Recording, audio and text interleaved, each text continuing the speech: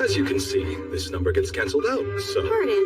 If that's the case, wouldn't this formula be much more efficient? But, Princessel, the theorem you're using doesn't exist. True. I created it just this very moment. Did you? There's no denying the fact your highness is exceptional, but...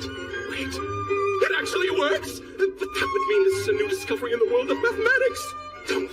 By connecting the parts we were given, I would have thought the method seemed obvious. I must make a report! The society will want to hear of this at once! Seems the lesson's finished. But when you're able to understand something after hearing it only once, I suppose it doesn't make much of a difference. How boring. Did you hear me? I am a villainess, Princessel. It is my duty to tear you and the heroine away from each other. And when I'm through, you'll be in complete shock. At last, something I don't understand.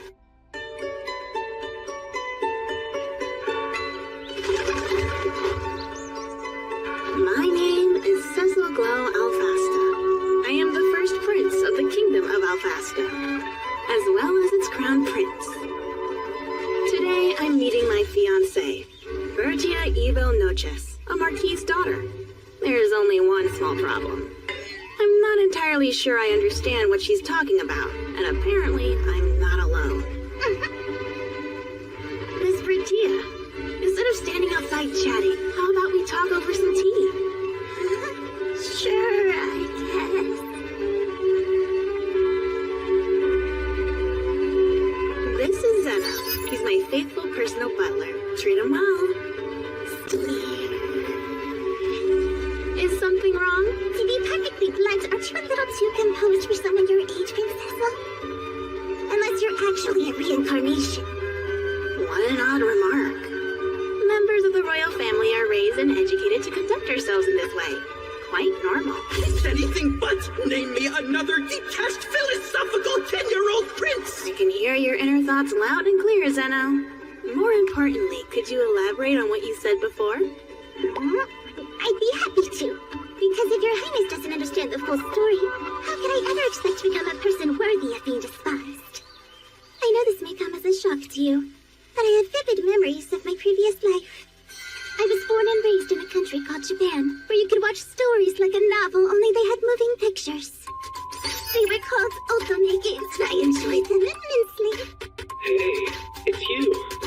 Then, when I regained my memories, I realized the truth. I was in a world depicted in one of the games I used to play. That's how come I know the future. In this scenario, you will fall in love. The object of your heart's desire is the noble's daughter, the maiden of destiny. While I, the villainess, will turn into a jealous demon and torment her horribly. Enraging your highness, you'll break off our engagement and my house will crumble. Basically, you find happiness, but the only way to get the storybook ending is by defeating me. So I'm doomed to fall out so beautifully. I'll become a first-rate flower of evil. Up until this moment, not once have I been unable to comprehend what someone was telling me. Honestly, it doesn't matter if it's the product of an overactive imagination, or if she can, indeed, predict the future. I have no problem with her trying to embody this villainess character. My only concern is whether she is fit to be the future queen. I am intrigued. This first-rate flower of evil you mentioned, what sort of person is she? She's strong, noble, and beautiful. Though her path leads to destruction, she walks it without hesitation. I shall become that woman. Strong, noble, and, oh yes, beautiful. Stepped in it there. Oh.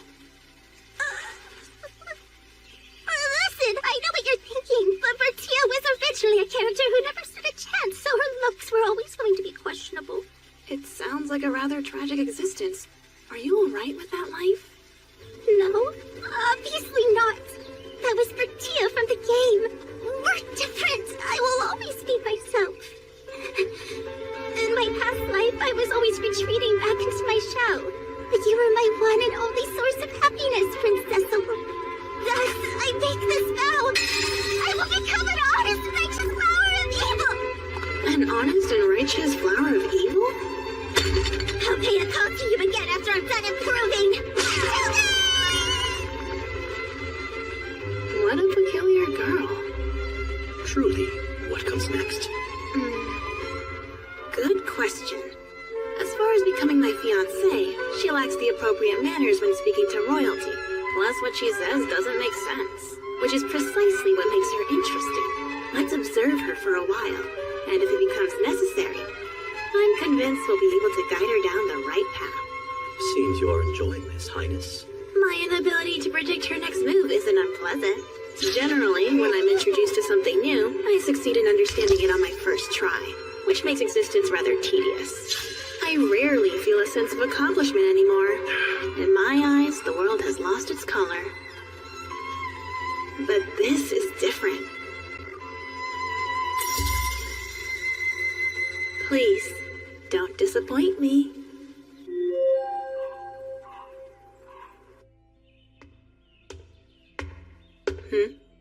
Your Highness, the messengers returned with this report. Lady Bertia has secluded herself within her home. A full year, should we be concerned? No, I have been sending messengers to observe how she's faring. Seems she's in exceedingly good spirits. And yet she insists on shutting herself away. She will make an appearance soon. You'll understand once you see her, Zeno.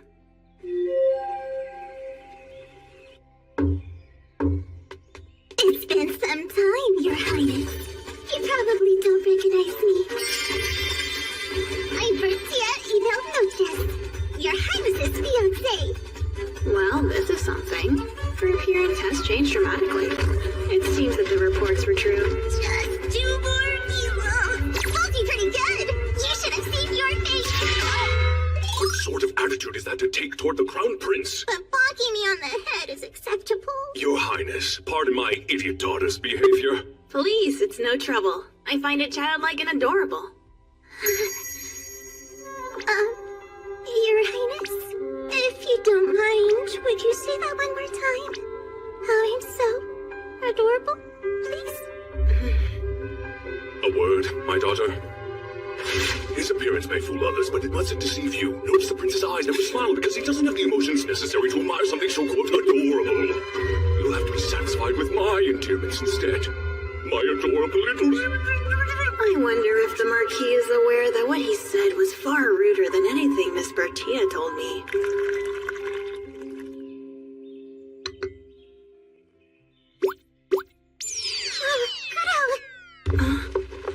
I knew something was odd about that scarf. Apologies, Your Highness. You see, she hasn't left my side ever since I took her in. So when I came here today, I had her imitate a scarf.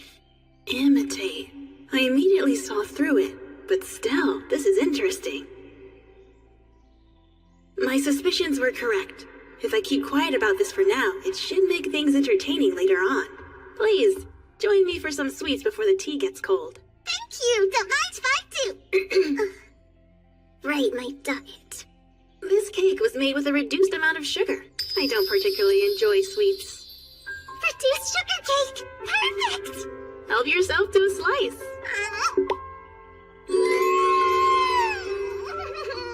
What happened to all that talk about becoming a strong, noble flower of evil?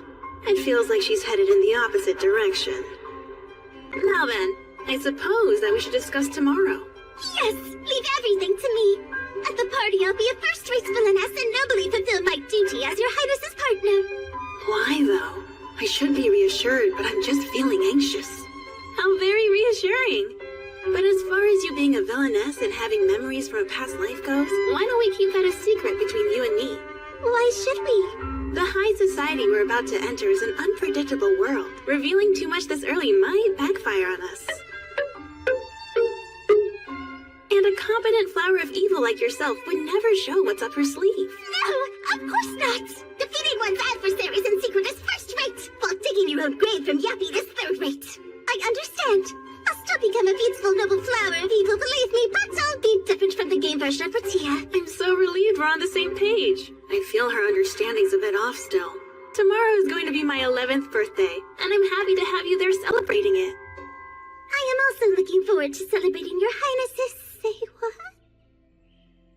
11th? Your Highness is turning 11 years old. That's correct.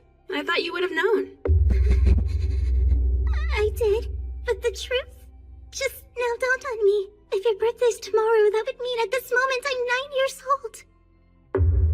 Your Highness, it's my mother!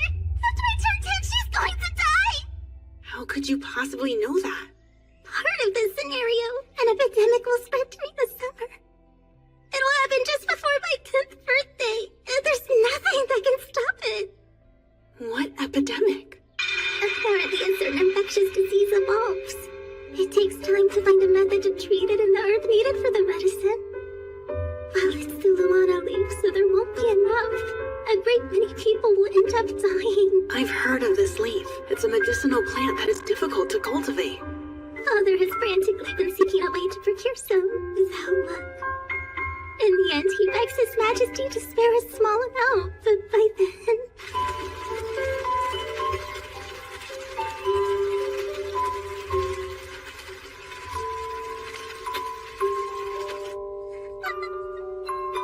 This outbreak you speak of is supposed to happen in a year, yes? If you prepare now, won't you be able to save your mother? If I do, then the scenario will be... Which is more important to you, that or your mother? Well, obviously my mother is. It's just, if the storyline winds up getting twisted, it'll mean you. What about me? If I may. Here, dry those eyes of yours. Don't forget I'm your fiancé. And whenever you're in trouble, I will be here to help you think of a solution.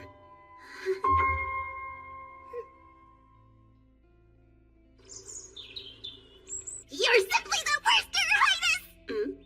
Honestly, you're going to sit there like you have no idea! Please, do forgive me. Such behavior is unbecoming of a lady. No need. I feel I'm at fault. After all, I must have done something to cause that charming face of yours to contort. Time has flown by and today is already my 10th birthday. I wanted to develop a strategy against the epidemic. But when you insist on replying to all my letters with "Don't worry, everything's fine," how else am I supposed to behave? I'm sorry. I had no idea that you were feeling so distraught. But I truly meant what I said in my letters. Everything will be fine. I desperately tried collecting Luana leaf, but I still don't have nearly enough. But when summer came, the disease didn't spread. And my mother is in perfect health. I feel lost, like I don't understand what's going on anymore. No, you were right. The epidemic did begin, exactly as you said it would. They just never got the chance to keep spreading. So I was right, but somehow it was stopped. How? Based on everything you said, I was able to guess the disease and invent a cure. As soon as it began to spread, infected patients were immediately treated. Don't you play games with me! What are you even talking about, Highness? You're the only one allowed to treat me this way, Miss Bertia. You're upset. Please calm down. How do you expect me to stay calm when you won't say how you stopped an epidemic? I will, over a walk. To start, let's return to the moment shortly after you spoke to me about your mother. His Majesty seemed to be in a good mood. I mean, permission to use the greenhouse. Now he doesn't have to guess what to give me for my birthday. He was simply relieved. Ah, so is that where you were headed? First, the library. To learn more about the Luona leaf.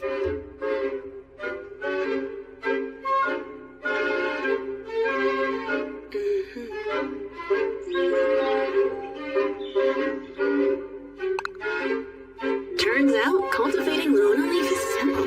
It's able to grow to this size? Did you do this, Your Highness? I'll try making some medicine. But first, I have to identify the infectious disease.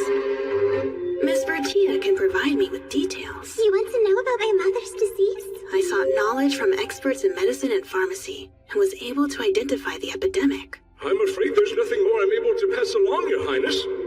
Likely the disease is a mutation of this one. Now for the remedy. Mission accomplished. That certainly didn't take you very long, did it? Well, we won't know how effective it is until we're given the chance to test it on someone who's stricken with the disease. If we want to be fully prepared for when that happens, I'll have to make the adults take action. I'll pretend that I just happened to take an interest in a certain illness, then invite a doctor who is studying it to the palace as my new instructor. I'll passionately debate infectious diseases with him.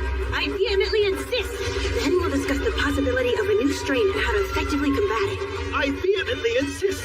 As a separate matter, I'll tell him about the effects of the lunar leaf I happen to be obsessed with, and speak on the subject quite fervently, connecting the dots between the new disease strain and the plant, while making him think he came to the realization himself. Fascinating. I had no idea. I'll inform my colleague of these effects since they're likely to be useful in his research. Forget about your colleague's research. It'll prove more useful in your own. Why is he unable to realize something so simple? Your Highness, having some difficulty? Funny, you seem oddly happy. Why's that? No particular reason. Still, he is an excellent doctor. I'm sure he'll realize eventually. I vehemently insist. No, I vehemently insist. Could it be? With the addition of the Luona leaf, the illness could easily be cured. What a brilliant revelation, Doctor. Sure took you long enough. And that's how it happened. Shortly after, the first infected person was discovered, and that same doctor was able to tend to her. The truth is, I was surprised when patient zero actually appeared. It wasn't as if I completely believed Miss Bertia's story. In the end, I've learned a great deal. The fact I had difficulty guiding the doctor, as well as making Miss Bertia feel anxious, might be the result of my bad habits. When I theorize, I understand easily, but tend to omit the explanation. Back up just one moment, Your Highness. This all seems so strange. Why go out of your way for me? What an odd question. I have no intention of ignoring my fiancée when she appears so anxious. But you're only 11 years old. A child's not capable of changing the world this much. You forget I'm the crown prince. I have access to the palace library, and with my father's permission, can request to meet with the most brilliant minds around for their assistance. Huh? Really? You can? What are you talking about? For a normal crown prince, that's impossible! Amazing, Zeno! You're so far away, yet I can still hear your inner voice. It's so convenient. How could this even be allowed? Maybe it's normal for a genius known as the Android Prince. What's an android? There's no need for you to worry about the details. Your mother is safe at last, and the number of victims was kept to a minimum, so everything's fine. Right! Like you said!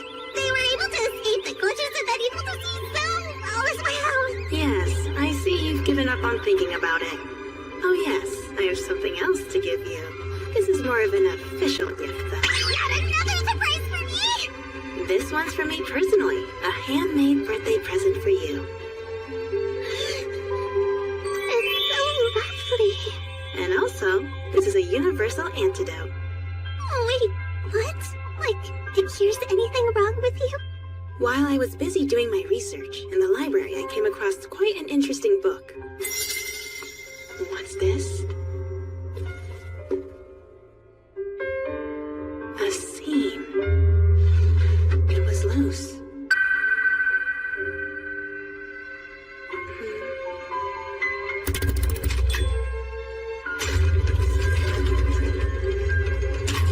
Using the knowledge I gained, I made you this. Since you'll be my wife, it's possible that your life will be threatened. So I wanted you to have a protective charm. Yeah, suits you well.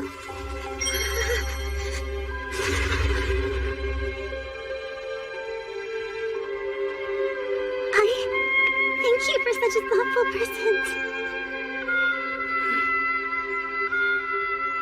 Now, time for yours. I, Bertia Evil Noches, swear upon this necklace.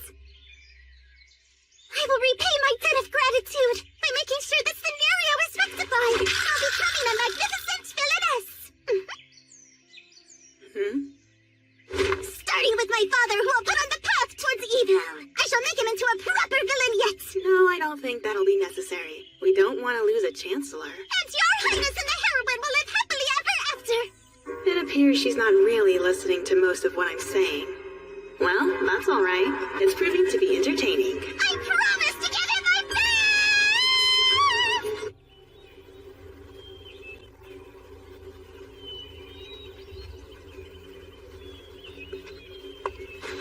Are you injured, little one?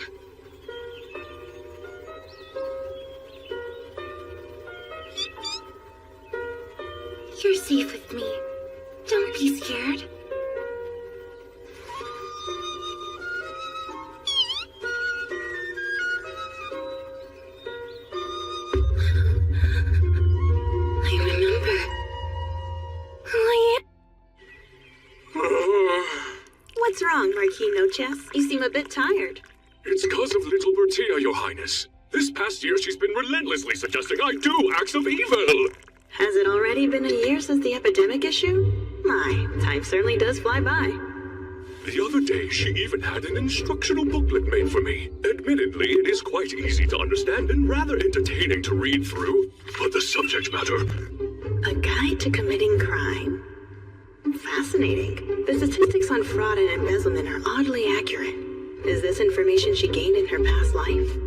Day and night, all she does is talk to me about becoming some sort of evil villain. I'm sure this is all just part of her plan to keep her scenario from failing. Still, perhaps I should talk to her. Do try not to lose any more sleep over this. It's more than likely just a phase. Young girls often fancy boys with a bit of a naughty streak. If that were the case, wouldn't it make more sense for her to try to corrupt you instead? Well, it's probably due to the fact that she loves her father so much. Wait, that doesn't make any... Actually, she does love her daddy a whole bunch. What a pushover. And besides, there is often an aura of evil emanating from you, Your Highness. My daughter must have decided you don't need any help in that regard. Is that what you believe? I can hear you, Zeno. What is so funny? Speaking of which, it's nearly time for Your Highness and my daughter's debut into society, is it not? I could almost cry tears of joy and tears of dread. It will be all right. I will be there to help her the whole time. Though, if something interesting happens, it might be amusing to watch her squirm a bit.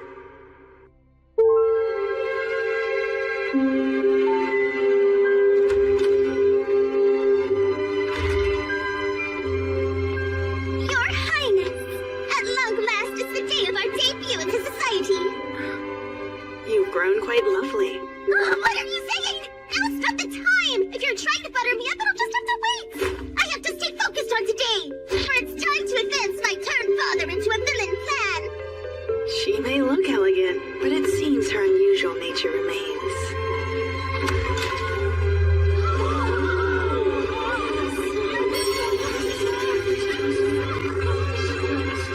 Pleasure to meet you. Pleasure to meet you. I haven't seen you since I was quite young. Please meet Bertia Ibel Noches, daughter of Marquis Noches. I must say, this is quite unexpected. Thus far, Miss Bertia is behaving completely without issue. To become a first-rate flower of evil is an eccentric goal indeed, but it does seem that she has studied quite thoroughly. Oh, my dear Miss Mattia, you truly look lovelier than ever today. Viscount Lori Conceptier! I wish I could steal you away all for myself right now. He certainly seems comfortable putting his hands on someone else's fiancée. I wonder, just how do these two know each other? Hey, Viscount, do you think we could go and talk in private for a minute? Surely, what do you need? I'm terribly sorry to interrupt you both. It seems Miss Bertia is feeling a bit under the weather right now, so we'll be taking our leave until she recovers. Wait, hold on a second, I feel fine! Princessa! Why did you pull me away so suddenly? Say, Miss Bertia, will you be honest with me about something? The information for your book on becoming a villain, you got it from Viscount Conceptier, right? What? Yes, I did, in fact. Hang on a second, did you read it? Oh, I'm so embarrassed! I thought so. Can you tell me the specifics about how this all came to be? When the Viscount first came to visit Father, I suddenly recalled a past memory. He was one of the people responsible for first putting Father onto his villainous path. So I did everything I could to become friends with him. And with some persuasion, I succeeded in getting him to talk about committing evil deeds. Listen, you need to know. The Viscount is notorious for liking young girls. He's known to be a pervert with a romantic interest in children. Has he ever attempted to touch you? Now that you mention it...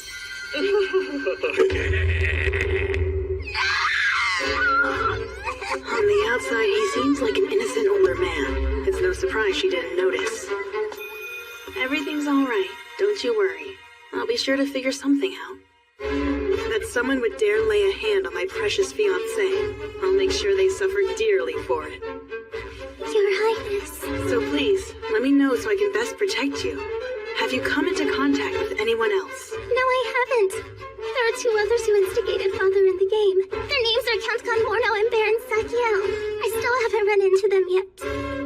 Bertia, I must ask that you stop doing such dangerous things. Yes, I understand. I truly don't want to experience anything like this ever again. Which is why I'll make sure to be more careful when interacting with them! She never gives up, does she? No. Even interacting with them at all is dangerous. I'll be far too worried for you. Oh, I'll be just fine. If I give up now, then your highness's bright future will never be able to come to fruition. I promise I'll do my best. As expected, she has no intention of listening to me whatsoever. Regarding the matter at hand, though, if dealt with correctly, this could be a chance to root out rot within the kingdom. I came here as quickly as I could, Your Highness. Don't tell me my little girl caused you grief. Marquis Noches, we have urgent matters to discuss. Please have a seat over here. So the truth is, through a private source, I've heard concerning rumors about Baron Sagil, Count Conmorno II, and Viscount Consabtier. Truly? More recently, I've also learned that they're trying to make contact with you. With me, you say? Here's what's truly unforgivable. Viscount Consabtier has contacted Miss Bertia. In addition, it seems he has attempted inexcusable acts. That bastard with my daughter! How dare he! Thankfully, it was no more than a few gentle pats, but that was enough to bring her to tears. Please don't bring it up to her, for her own sake. My little girl. To make sure she doesn't find out about my plans, it's best he doesn't say anything to her. I'm hoping to get rid of everyone involved in this matter as privately as possible. In order for that to work, your assistance is going to be essential. How can I help? Simple. Their goal is to initiate contact with you. I'd want you to join them and become my spy. Your mission will be to find evidence of their wrongdoing. I'll do whatever I have to. I would gleefully take those rotten maggots and cross them myself. The groundwork has been laid, but there's a limit to how much the Marquis will be able to keep watch of those three on his own. I prefer to keep an eye on them myself, but I'll soon be required to live in the dorms of Halm Academy. Once I'm there, it will be more difficult to take action.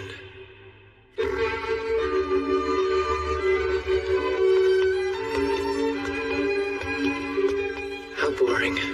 This academy is nice enough, but I've yet to learn anything I didn't already know. Maybe if Miss Bertia were here. Impossible. Calm down. A royalist and ever lose their composure. Why, Miss Bertia, what brings you all the way over here? Your highness, what do I do? We're about to have a baby on the way! We're about to have a baby on the way! This isn't a scenario at all! Well, I was just thinking I was bored. Be careful what you wish for, I guess. He knew His Highness had it in him, a true man among men. No, I would never lay a hand on my fiancée before we were married. Senno, I'll make sure you regret that. I truly apologize for any trouble this is going to cause you. I should be happy about it, but I can't bring myself to celebrate. She needs to stop saying things that people are absolutely going to take the wrong way. Please calm down. Now tell me, who has become pregnant and with whose child? I'm just so overwhelmed. I don't know what to do with myself. It is all right. Please just tell me what's happening. I want to help you with this, but I won't be able to if you can't calm down. My apologies. I must look so silly right now. Not at all, my dear. Now tell me, who is pregnant and with whose child? Huh? My mother. She's become pregnant with the child of my father, of course. Is that not obvious? Did you think I was talking about me? The Highness and I haven't even kissed yet! What a terrible misunderstanding you've got it all wrong! It's perfectly fine. I'm certain everyone understands you now. And if any odd rumors start circulating, you know what will happen. Nod. I'll have a coach readied. May I accompany you back to Noche's house? You'll be able to tell me all about it on the ride back. You really don't have to do that. I can just go back in the same carriage that I arrived in here. I wanted to run, but it turned out to be a bit too far to come by foot. Yes, well, even a carriage ride to get here would be at least 2 hours long. But it would be my pleasure to take you back home. You traveled all this way just to see me, your fiancé, after all. It would be too awful to send you back on your own. I truly do appreciate that you care so much. But if I stay with you any longer, I think I might just die of embarrassment. It is all right. Once we're able to get some alone time, we can work on getting you your first kiss. Bertia. Meow to you as well, Bertia. Don't tell me you're also secretly part cat. Your Highness? I am sorry, but I couldn't help myself. Her reactions are always so very amusing. And of course, it was in no way revenge for causing me to lose my composure in public earlier. There it is, that evil aura. Yet still, Bertia. Not Miss Bertia. Yes, lovely. From now on, that is what I'll call her. Thank you so much for gracing our home with your presence, Your Highness.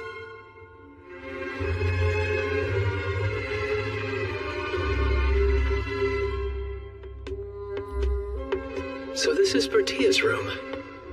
How interesting. Now that I think about it, Bertia often wears these colors. I wonder if they're favorites of hers. Hold on. It can't be because they match my hair and eye color, can it? How odd. I suddenly feel quite strange. Your Highness, about my little brother Honest, I'm terribly sorry. Please don't look so down, Bertia. I don't even understand what it is you're apologizing about. Could you at least explain it to me first? Of course. I see. In the original scenario, Lord Noches never has a male heir, so he adopts a son from the lowest branch of the family. However, since your mother survived the epidemic, an heir has been born. So now you're worried the scenario is ruined. Is that accurate? Originally, he would have already been brought into our family by now. Eventually, he would start attending Home Academy as Courting de las Noches. There, he would quickly distinguish himself and emerge as a candidate to become your close aide. It would be extremely difficult for an untitled family member to enter the academy. I'd rather not waste the talents of someone so exceptional. At the very least, it's good to know that we'll be avoiding a scenario where he and the heroine end up together. But... Hold on a moment. Did you not say before that I was the one who ends up with the heroine? Oh, but there were a number of captured targets, and depending on the heroine's actions, the person she ends up with could be different. Did I never mention that part to you? That seems like a pretty important detail to forget to tell me about. No, I suppose you didn't. But if it's true, then there's no need to end our engagement. The heroine can simply end up with someone else. No, that must not happen no matter what! If it does, then you will... Bertia? Oh, never mind that! The only thing that matters is that you and the heroine absolutely must end up together! Looks like she's trying her hardest to gloss over something. So, these capture targets you were talking about, do you know who they are? Yes, it's everyone who's a candidate to become your close aide. If I remember all their names correctly, it's Lord Balsnokins, Lord Charles... There's no way she should know the names of the candidates to become my aide. These memories from her past life might be dangerous. On that note, I'm guessing the scenario will generate a compelling force of some kind, so that when the time arrives, an event will trigger to draw them all to the heroine. But what if that same force also tries to alter events to guarantee that Courtgain is somehow adopted into our family? I can only imagine that some unexpected disaster will befall my brother Anand. That's all I've been able to think about since his birth. I see. So that's the real source of her worries. True to form. All right. So if I understand you correctly, this Courtgain needs to attend Halm Academy and then become a candidate to become my aide, right? Well, yes, I think that's probably correct. Is that so? Then I may have an idea. If you can, please leave the rest of it to me.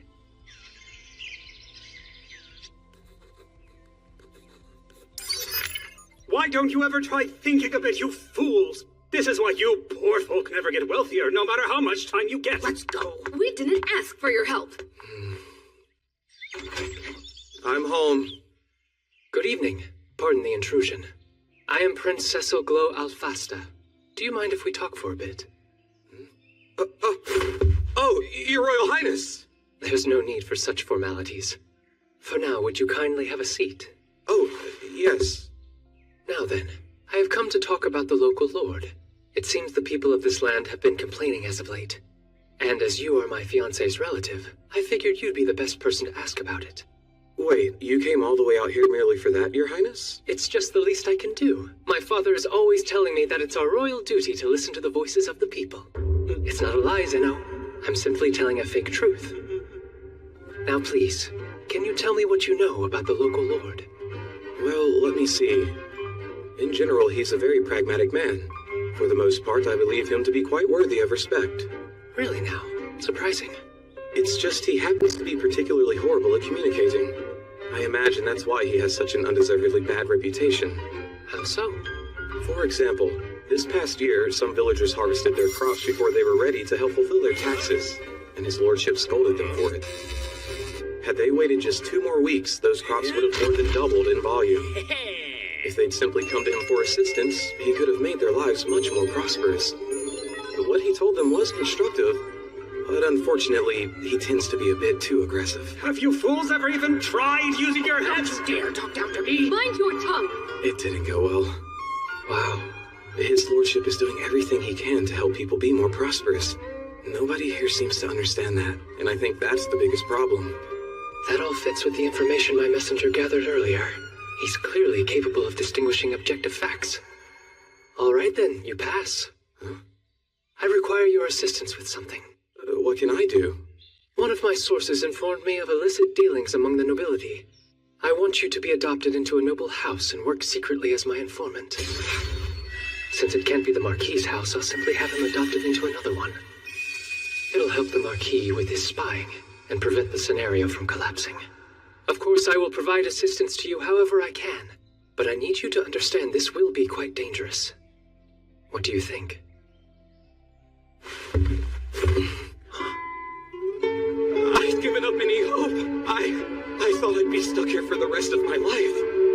I never could have imagined that you'd choose a non-noble from one of the lowest houses. On the name of Court Gaindelis Marden, I swear this to you. I will repay this debt of gratitude and pledge to loyally serve you with all my heart. So there you have it. Court Gain will now be attending Hulm Academy just as you said the scenario dictates. Wow, thank you so much, Your Highness! It also appears like Father is spending a lot more of his time with those villainous nobles, so we're back on track! True, though he is just spying on them. Now, if we can just avoid a reverse harem, everything will be perfect! Reverse harem? A reverse harem is when one woman has multiple men serving, that are in love with her at the same time. But that doesn't make any sense. The Queen having affairs with multiple lovers? That would be treason itself. Even so, because you love her so deeply and can never leave her, you choose to share her instead. That's one of the potential routes in the game. Why does she look so proud of herself right now? There isn't an idiot alive who would be foolish enough to shake the whole kingdom for some love affair. Now that I think about it, there's usually a backstory involving the use of charm magic in some way. But I thought there wasn't any magic in this world. That is correct, but I think a light spirit might be able to achieve similar results. That might work as well. Hang on, a spirits? They use what's called the light of healing to purify the wicked and bestow euphoria on the righteous. It is possible that sense of euphoria may be utilized to draw people to you, as if by magic. Hold on just a moment! You're telling me that these spirits really exist? I believe we are both contracted to one. Now that I think about it, you still haven't told me where exactly you found Kuro. She was in the forest near our mansion. And when did you decide to give her the name Kuro? When we were walking back, I tripped and hurt my leg. Kuro licked the wound, it made me feel better. That's the moment I decided to name her. Oh yes, that all sounds about right. Then that should mean you're now contracted with this high-level darkness spirit here. You see, contracts are formed when spirits are given blood and a name. And as for me, Zeno here is my contracted spirit. Hold on a second. This is all too much for my brain to process. Zeno? Yes. Do your best to read through all of these so you can learn all there is to know about spirits. But that's way too much! You can do it, Bertia. But still, a heroine who uses light spirit powers to half brainwash people into a romantic relationship? That may be a bit too extreme for my taste.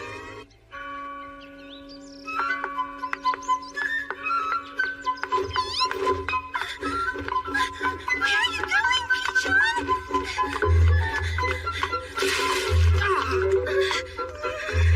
How dare you!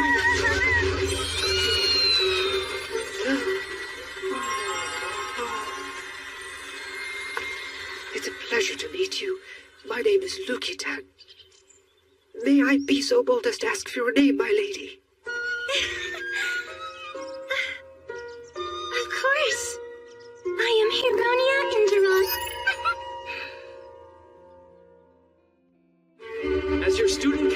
president. I'm looking forward to meeting all of you, as well as the time we'll spend learning together. You're part of an institution without equal. Congratulations.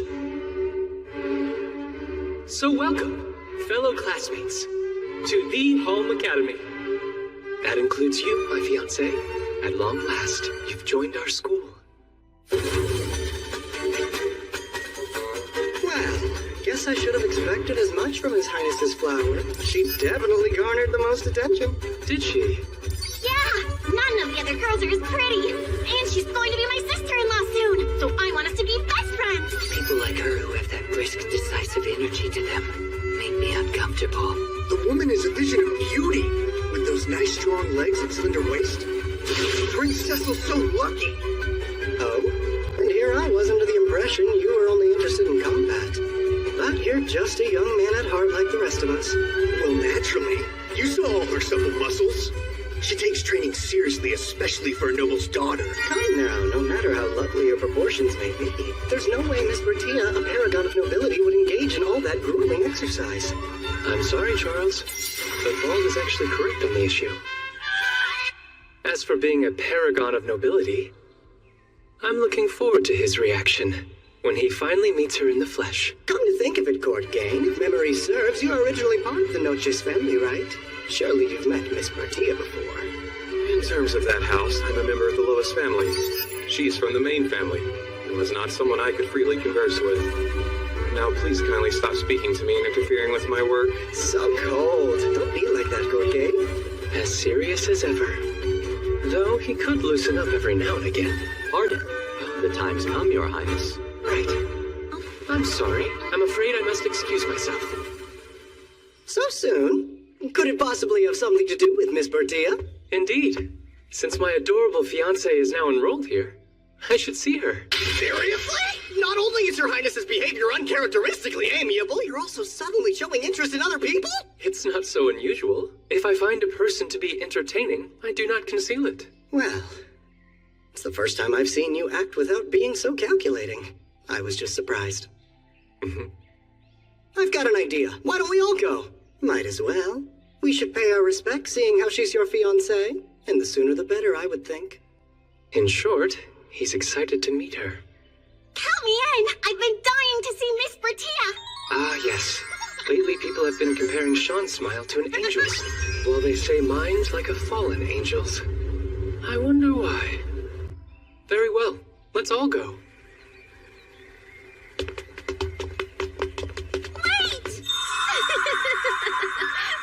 Get back here, you silly peachon!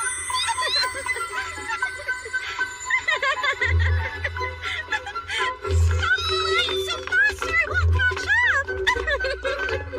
Honestly, why do you insist on flying so far away? A moment. Courtney, Yes. take her and...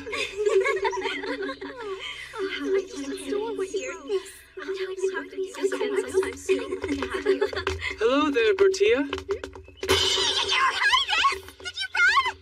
So many distinguished guests, but the one who draws the eye the most is you, Koto. Now that Bertia is enrolled in the academy, you've taken a more appropriate form that lets you stay by her side. Well, apart from the ears and tail, of course, but no one seems to have noticed. I had thought you were supposed to arrive later, and all the other captured targets. I mean, bringing members of the student council here is a bit odd as well. Huh, what a strange thing to say. I'm positive this is when we agreed to meet. Well, sure, but you see... It's been some time, hasn't it, Prince Cecil? Would it be permissible for me to say something?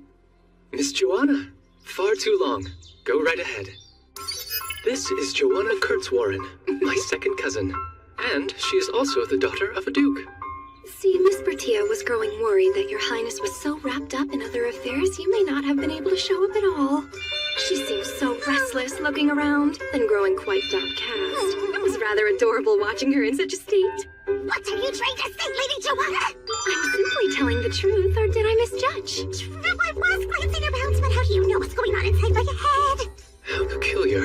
I sense something similar to myself in her. More importantly, it looked, Your Highness. Impressed. I've made tons of new friends. Although I suppose a better word would be minions. Interesting. She must have chosen that term to make it sound bad. I'm sure she wanted to give it a Flower of Eval spin, but still. Really, you shouldn't refer to your precious friends in such a harsh manner. I didn't mean for it to be insulting. In fact, it's more... Do forgive my rudeness. Oh, Your Highness. Please don't let it trouble you. After all, we're proud members of the Society for Adoring Lady Bertia. So, in a sense, all of us are truly her minions. Huh, a society of admirers? Well, I suppose it's less of a society and more of a fan club. However, all our members have pledged to watch Lady Bertia as she flourishes and matures. I'll have you know she's extremely popular with all genders. What do you mean by that, Lady Joanna? Ah, she didn't seem to be aware. Watching Lady Bertia be so open is such a breath of fresh air. In high society, there are so many individuals operating with ulterior motives. Whenever I'm by her side, I feel at ease because Lady Bertia's kindness shows through. We simply can't afford to leave her on her own. She deserves a constant watchful eye over her to ensure she grows up to be just as honest as she is now. Sounded like you're trying to be my mother now. If you really want to do me a favor, how about you stop joking around and teasing me so mercilessly? Highness, this may be the time to present your congratulatory gift. Ah, good call, Zeno. Bertia, may I have a moment?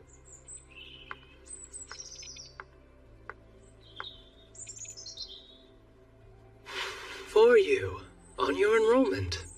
Roses? This is incredible. It means you must have completed the meet cute events. Although the color looks a little different than it does in the game. Wait a minute. Aren't blue roses something you only find in legends? What are they getting planted inside a pot? You like this color, do you not? I cultivated them specifically to give you as a gift. They're the only ones of their kind in the whole world. What? There's no way I could possibly accept such a valuable present. I created them for you, so I don't see why. Do you not like them? No, I mean, yes, that's not the problem. They've such a deep blue hue to them. Almost the same rich color as your eyes. That's not what I meant! You're standing right in front of me, so of course I made the connection. Yes, naturally. She's so mysterious. There is more to her than meets the eye. The scenario has changed a bit here and there, so I was a little worried about what might happen next. But since you were able to successfully complete the event, I suppose there isn't any need for me to worry. While we're on the subject, what is this meet cute event you mentioned earlier? What? So, wait. Before your arrival, you saw a pretty girl, right? Frolicking with a small white bird. Her? She was running around laughing to herself in a high pitch, conversing with the creature. It struck me as suspicious, so Corgain took care of things. I had him inform a teacher. Suspicious? The way she kept glancing at people in such an imp-like manner, I found it irritating, so... It irritated you? But why? Haven't you realized yet? She's the heroine from the game! In other words, that girl is your highness's maiden of destiny!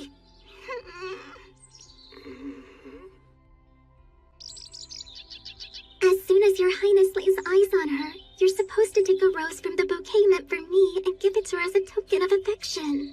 That was your meet cute event. In the original scenario, right? But in this one, I gave you a potted plant instead. So pulling out a single flower is impossible. Did you feel anything from her? When you saw her frolicking with the bird, didn't her vibrant personality spark your interest? Sorry, compared to a young lady wearing a live fox wrapped around her neck, one had a far greater impact on me. The meet cute event is a total disaster. My intention was only to make you happy, but it appears to have had quite the opposite effect. No. After all, it's not like we can change the past. So I might as well allow myself just this little bit of bliss.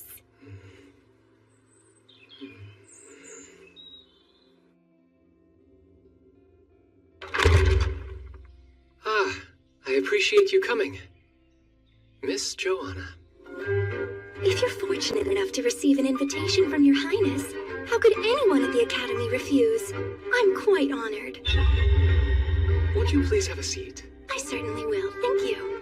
Seeing you at Bertia's tea party was rather unexpected. Really? Why's that? Ever since I had the pleasure of meeting her, I've been completely enamored by her charms.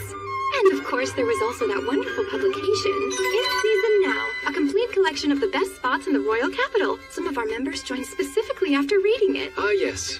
The same odd talent she showcased in The Best Things About Being a Villain. The reason I wanted for us to meet today is because there are some questions I'd like to ask you. About the Society for Adoring Lady Bertia. It may be informal, but the attendance, you'll admit, is rather impressive. Right now, do any members pose a high risk? What an awful thought. Hasn't your highness already investigated that possibility? Why, prying into a maiden's secrets. How truly boorish. Yes, she seems far more like a villainess than Bertia does. I suppose. However, when it comes to Sean's secrets, it appears you don't extend the same courtesy. Indeed, Miss Joanna adores my younger brother and has been conducting her own inquiries. All right, you. This is why I detest black-hearted schemers. Don't we both deserve that title? It makes no sense that you're related by blood to Prince Sean, the very definition of innocent and charming. On top of that, your fiancé happens to be Lady Bertia, who, don't ask me why, loves you. What's wrong, jealous? How dare you ask me that? I'm incapable of envy. Of course, I was just checking. Highness, you may want to keep your teasing to a minimum. Yes, quite right. Now, about the dangerous elements that clearly don't exist. Tell me about them all. Fine. Here's what I found out. None are present among the Society's members. I've instructed them quite thoroughly. However, there are others who envy Lady Bertia's popularity. So, you made a blacklist. Heronia Inderon, the Baron's daughter. Her. In the simplest terms, they are respected ladies who either admire you, your highness, Ah, how pointed. or women whose fiancés harbor an unhealthy affection for Lady Bertia. The problem is, the gentlemen redirect the displeasure they have for you towards her instead. My, there's likely to be some fun in the future then. You find this fun? Lady Bertia is in a dire predicament. I highly doubt it's as catastrophic as you think. Besides, she has you fine ladies watching her. Especially you, Miss Joanna. Considering we see the world in a similar light, I should have nothing to worry about. Well, I suppose I have no choice. Seeing how she's my friend and all, I'll show you I can properly protect her. Now, if you'll excuse me. Heronia, the Baron's daughter. In order to guard herself from the light of healing, I requested Bertia study up on Kuro's powers. Her affinity is dark, which excels at defense. I'm sure she'll offer my fiancé protection from the light spirit. But as long as the existence of spirits must be kept hidden from the public, she won't be able to use those powers openly against a human opponent. Now then, what is my next move? Well, we should be off, Zeno. I think it's about time to meet with Bertia. I take it you're going to have a look at the roses in the courtyard? Yes. It's rare for her to invite me out for anything other than seeking my help. And her eyes shone especially bright when she asked. So I'm rather excited. By the prospect of whatever brand new chaos she's bound to cause, you mean? You know me so well.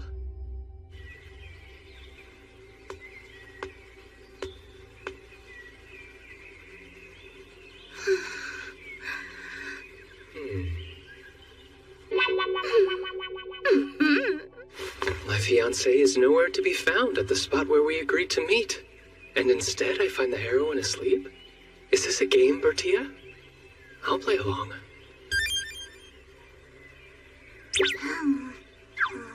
I was able to spot her as soon as I arrived.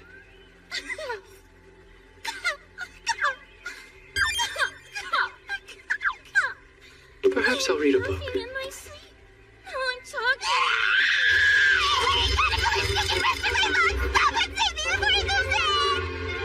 What an unexpected way to announce her arrival. Everything is all right. I've driven away that vicious creature that dared to frighten you so. Thank you for saving my life. Oh, I think nothing of it. Now then, are you all done playing hide and seek? Whatever do you mean? Perhaps I had the wrong idea. So then, shall we set out on our stroll? right now. But first, shouldn't you? Wow! No matter how hard I try, I can't wake up! I wonder if there might be a prince nearby who could appear and save me from this endless slumber! Highness, you sure you shouldn't go and wake the heroine? And delay the rare occasion you ask me on a date? I've been rather looking forward to this. After the roses, why don't we have some tea? Did I already mention how I've obtained some imported sweets? They have dried fruits inside of them, which give them an exquisite sweet and sour sensation. Shall we go? You're supposed to be the bonus! I almost feel like there's someone behind me shouting. Must have been the wind.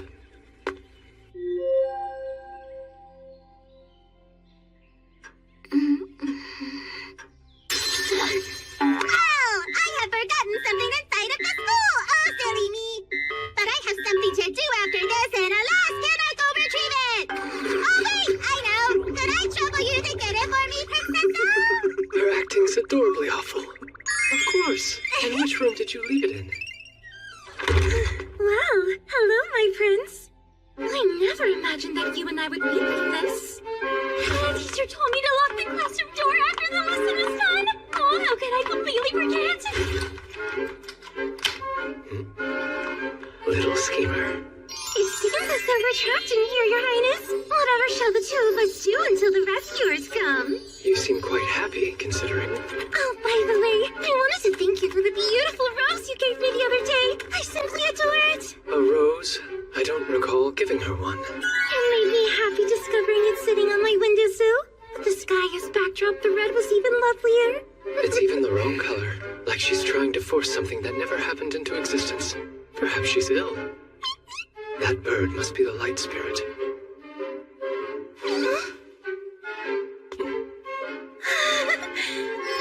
This little one is named Peachon.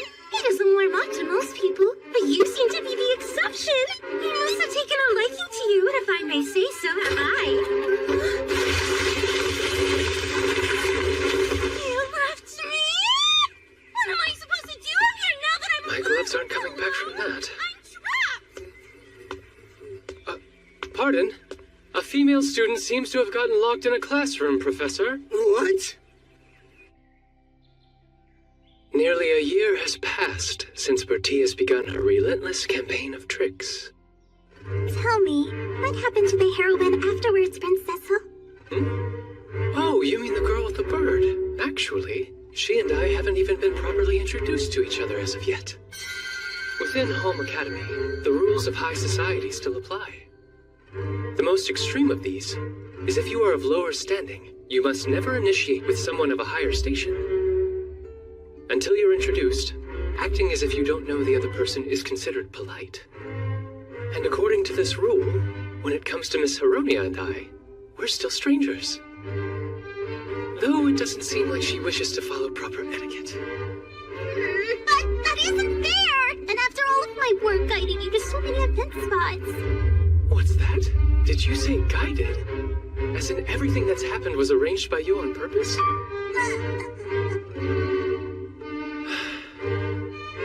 Bertia, I should have told you I have thoughts on this matter, which is the reason I'm keeping my distance from her. So please, could you try watching over me? Your Highness. Someone of your caliber surely has a plan in store. After all, it's not like you would dream of ever letting your beloved princess get away. Out of the question. I swear to work my hardest every day to make sure she'll never want to leave me. That's right. All to make sure that my adorable princess doesn't get away, you see. I misread the situation entirely. Quite all right. I wonder why. As I watch Bertia fight so hard to matchmake me with Miss Hironia, part of me enjoys it, while another part is unamused. And it isn't simply that I find interacting with Miss Hironia to be rather tedious. This tightness in my chest is more than that. I don't understand.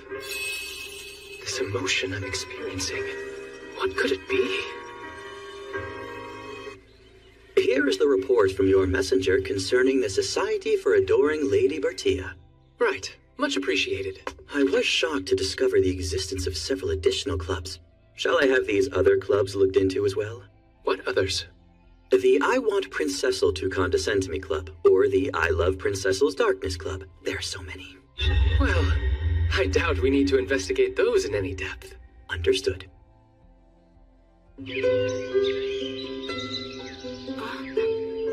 made my day, you realize that? Brother, are you headed out?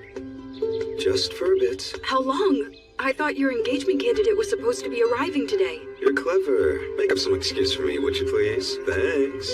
Sounds important. Are you sure you shouldn't stay? How could I after you've charmed me with your beauty? At times, I can't believe we're brothers.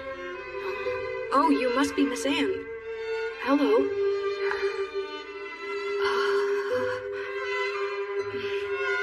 Forgive me. My name is Charles, the younger brother.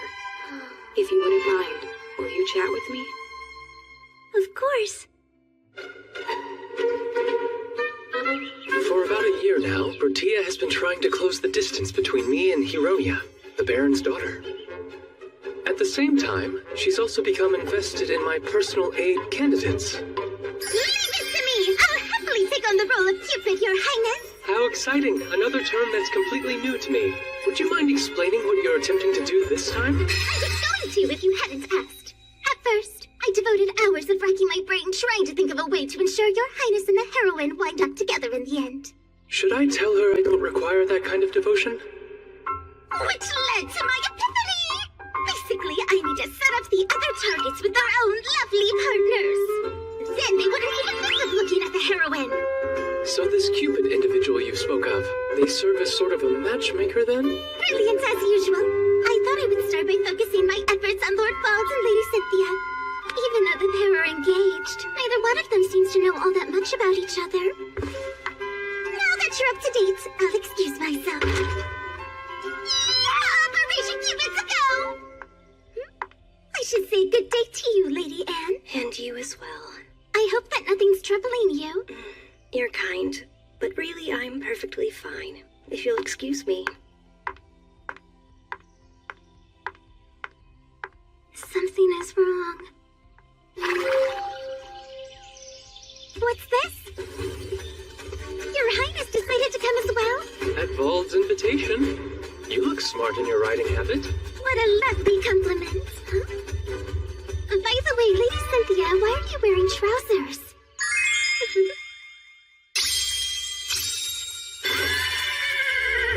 I say, talk about a magnificent form.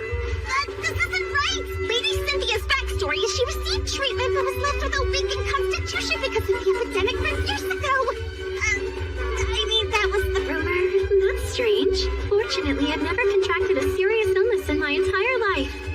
As in the same epidemic that was brought to a swift end in the capital because of the medicine I made?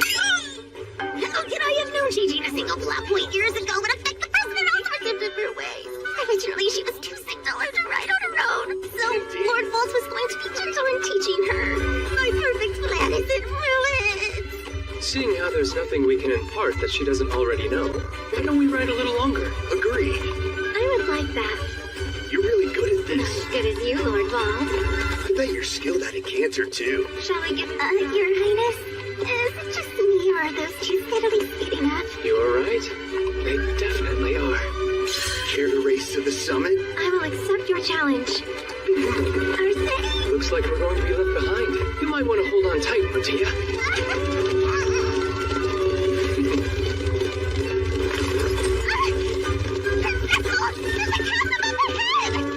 I believe they call that a shortcut.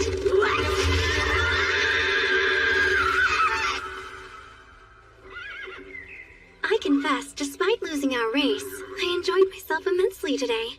Perhaps you will accompany me again later? But of course. I should train if I'm to keep my standing. I hope our race didn't leave you shaken. Oh no, I'm fine. Just can't quite feel my legs is all. Bertia's reactions were just so amusing. I may have gotten carried away. The good news is, Cupid's arrow still managed to find those two. It does seem to be the case. Have I told you Oh how look, lovely it's Lord Charles. Walking with yet another woman I've never seen before. Looks like she noticed too.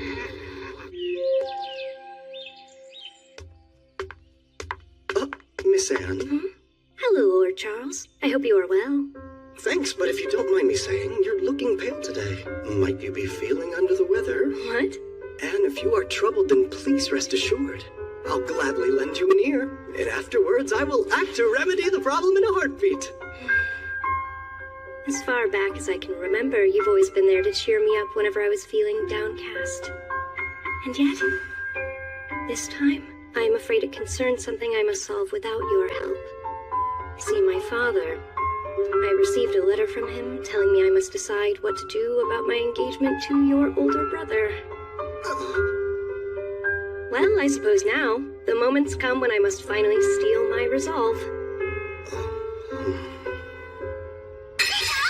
Charles, why aren't you saying anything? I beg your pardon, Miss Bertia. You're the one who's in significant need of resolve. Tell her how you really feel. Your Highness, would you kindly do something about Miss Bertia?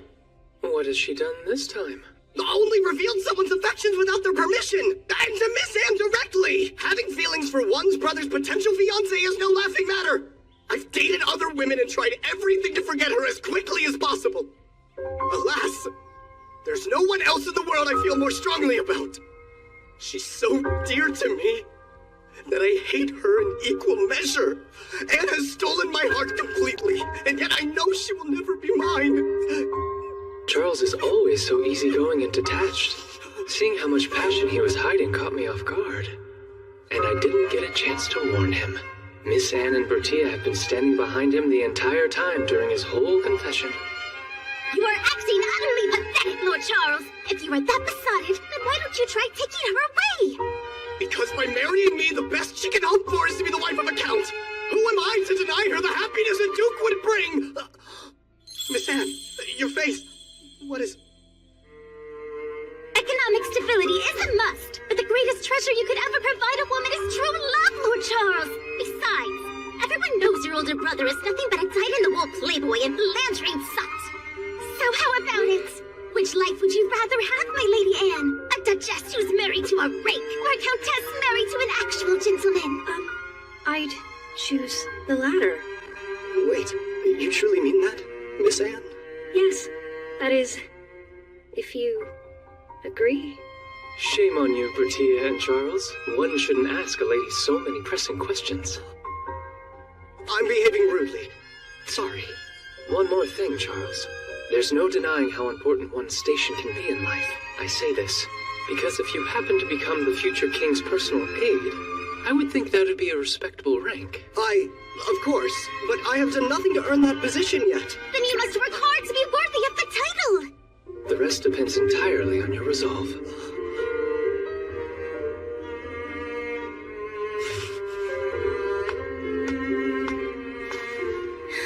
My dearest Anne, for years now, I have been consumed with love for you.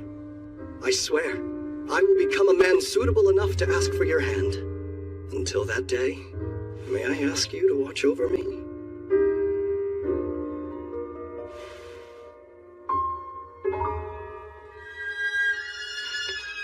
I was brought up in the nobility, and not foolish enough to discount the value a political marriage would offer. However, if possible, a part of me wants to see what a happy marriage full of love might be like. I think, for both of our sakes, I should also give more thought to my own future. I hope you will accept this as an answer. Why, yes, of course. Just hearing it spoken fills me with strength, enough resolve to serve as the Demon King's manservant. He wouldn't be referring to me now, would he? This was a huge success. Well done. It certainly seems so, although the manner felt a bit forced. Another later day. Friend Sean! Oh, good morning, Miss Bertia. Good morning to you. You seem in rather high spirits today. Yes, indeed. A friend of mine has brought me some rare sweets as a gift. You can only get them in the area where they're made. My, what a truly wonderful gift. Oh, hello, Miss Joanna. I didn't realize you were here. Good day, Your Highness. Are you well? I'm fine, but anyway, I have much to do. I'd better be going now. Bye-bye! Prince Sean! How can he treat you like that when you might be his fiancé one day? Please don't let it trouble you for my sake. I'll be just fine. Really? His behavior doesn't bother me in the slightest. But still, I have to do something. There must be some way that I can help the two of you get along. I just need to think of a plan. absolutely famished. Have you not eaten anything today, Lord Nelt? Oh, I'm sorry, Silica. This hot weather has been affecting my appetite. This heat is all the more reason you need to be eating well. At the very least, please eat these sweets I made for you to keep your energy up. That's a great idea! Let's do this! We'll carve an operation, make a gift of handmade sweets! How wonderful. I'm so grateful. You're much too kind. Not at all. I've noticed that Prince Sean really enjoys his sweets. Giving him some you made yourself should help you become friends. Lady Silica is quite the chef, so she can teach us. I'd be delighted to help you both. What kind of sweets was it that you gave Lord Nelt this morning? Those were cookies that I made with vegetables. Lord Nelt isn't particularly fond of vegetables, so I found a recipe that would allow him to eat more of them. How wonderful! That's the power of love at work. Well, I'm not saying it's love or anything, but let's put that aside for now and get to baking. And being that this is your first time making sweets, we should begin with some simple cookies. Still, I am quite curious. Why does Prince Sean act that way towards you, Lady Joanna? As long as I've known him, he's always kept himself somewhat distant from me. But lately, it almost seems like he's afraid of me for some reason. Perhaps I've pressed him too hard. Pressed him? Sorry, it is nothing. It's possible that you're just so perfect he finds it difficult to approach you. Perhaps he's worried that he won't meet your standards, and you'll be disappointed with him. I've been having the same problem with Lord Nelt lately. The more ladylike I behave, the more uncomfortable he seems whenever we're alone together. You two have been friends since you were little children, is that right? Yes.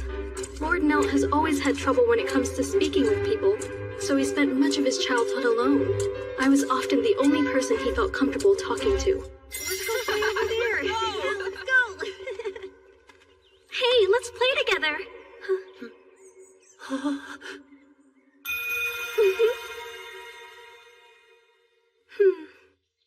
Lady Silica? Oh, I was just thinking about something. Anyways, let's get those hands moving fast, ladies. These are...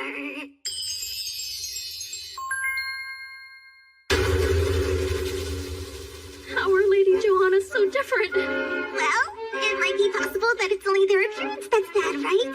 Yes, of course it's possible. Taste test! I'm sorry. I've always found it relatively easy to learn a new discipline to some degree. Who could have imagined that I'd have a tragic lack of skill in making sweets? Yes, there's no arguing that. But you mustn't give up that easily, Lady Joanna. Yes, precisely. Nobody gets everything perfectly right from the very beginning. Let's work hard and keep practicing. Yes, you're right. I know I can do this. So there you have it. It seems she's dedicating herself to the craft of sweet making. And what are these burnt lumps? Why, those are Lady Joanna's handmade cookies. Apparently, she is no longer able to eat them all herself, so they were sent here, with Lady Bertia's explanation. Yes, I see. It would seem she truly has no aptitude for making sweets. Prince Sean? Yes? I have... These are for you! Oh, cookies? If at all possible, would you be willing to try them right this moment? Like right now? Yes, I could.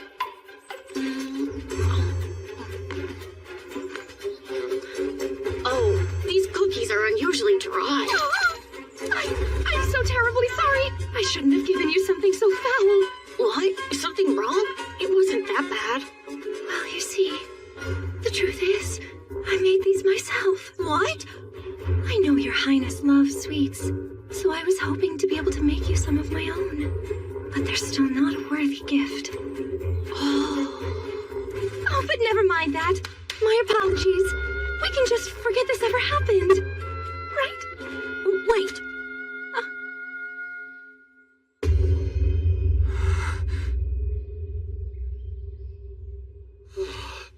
This heat. It does seem to be unusually hot for this time of year. You're looking a bit unwell, Lord Nelt. What's wrong? I've been having trouble sleeping. I also recently received a letter filled with complaints from my father. A very good evening, everybody. We have come to visit you all. And we've brought you some snacks as well. Welcome. Goodness, Lord Nelt, if you just leave your stuff on the floor, they'll get wrinkled. And just look at all these things scattered around. Everyone uses this table, so please try to tidy up after yourself a little That's bit. enough! Also, Why are you always so mean to me, Silica? If you hate me so much, then just go. Who do you think you are, anyway? Just because we grew up together doesn't mean you can meddle in my business. It's annoying. I understand you're feeling irritable right now, but that was uncalled for.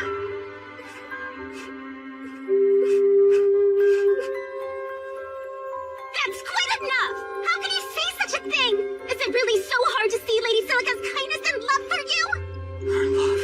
Who always dutifully cleans up after you when you've spilled your snacks everywhere? Who made those special cookies just for you? Who lends you a handkerchief to make sure your books don't get dirty? If devotion such as that isn't love, then what is it? no, it's not that! I just have that sort of personality where I like to be helpful! Yes, I understand. I know just how Miss Silica must be feeling. What? No, you have it all completely wrong! Now, we really should be leaving, Lady Bertia! Where are we going? Why do you look so angry? Apologies for Bertia, Lord Nelt. Oh, it's fine. Have I made myself crystal clear? Can you now understand the nature of a maiden's heart, Lady Bertia? Well, thank goodness for that, at least. Besides, I'm somewhat at fault here, too. We really aren't children anymore. I have been far too meddlesome. But that isn't... No, it's fine. It's probably best that I keep my distance from Lord Nelt for a while.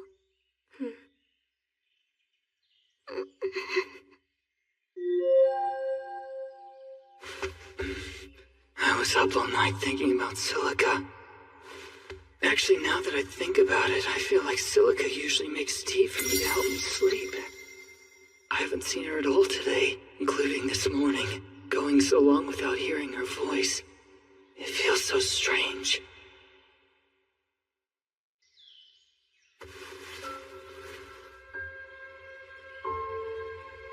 Silica. Sorry, just me. Charles! Miss Silica did always cover you with a blanket like that. Your Highness is here too? It's true.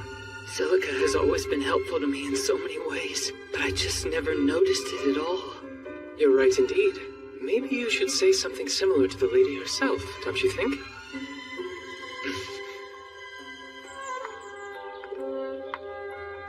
Silica! Oh, hello, Lord Nelt. You see, I just... Sorry for overstepping my bounds all this time. I swear. I won't do anything to inconvenience you any further, Lord Nelt.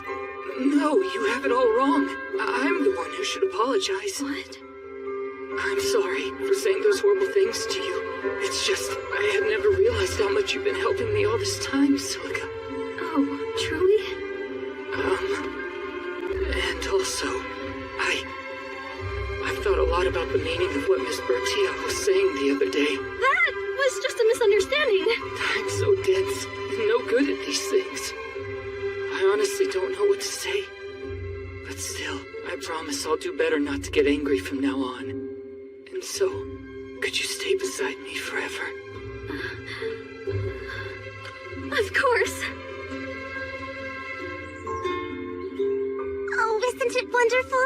I'm so happy. And now we must have a lavish congratulatory party immediately. You had better behave yourself this time. We don't want things to end up like yesterday. Maiden's heart is fragile, and sensitivity will breed hatred. Is that? They seem to be getting along quite well now. But I don't understand. I thought our operation was a complete failure. Not quite. I actually spoke with Sean a little yesterday. Apparently, he found Lady Joanna so perfect that he always felt a bit inferior to her. But as it happens, while he was consoling her after her failure in learning to bake sweets, he said he was finally able to see her as a normal girl. He also said he felt a strong desire to protect her welling up from within him. So our failure was a success? Yes, I suppose one would call it a lucky break. And it's all thanks to you, Bertia. I won't hold a party yet, but still, I want to at least congratulate them in secret. Would that be all right? Bertia's Cupid play may have been messy, but in the end, I suppose you could call it a success as well. However, at the same time unaware to me, A tremendous ill will had begun to grow in the shadows. I don't understand. Why doesn't anything turn out right for me? Come, I've had some delicious sweets prepared today. Really? I'm so looking forward to it.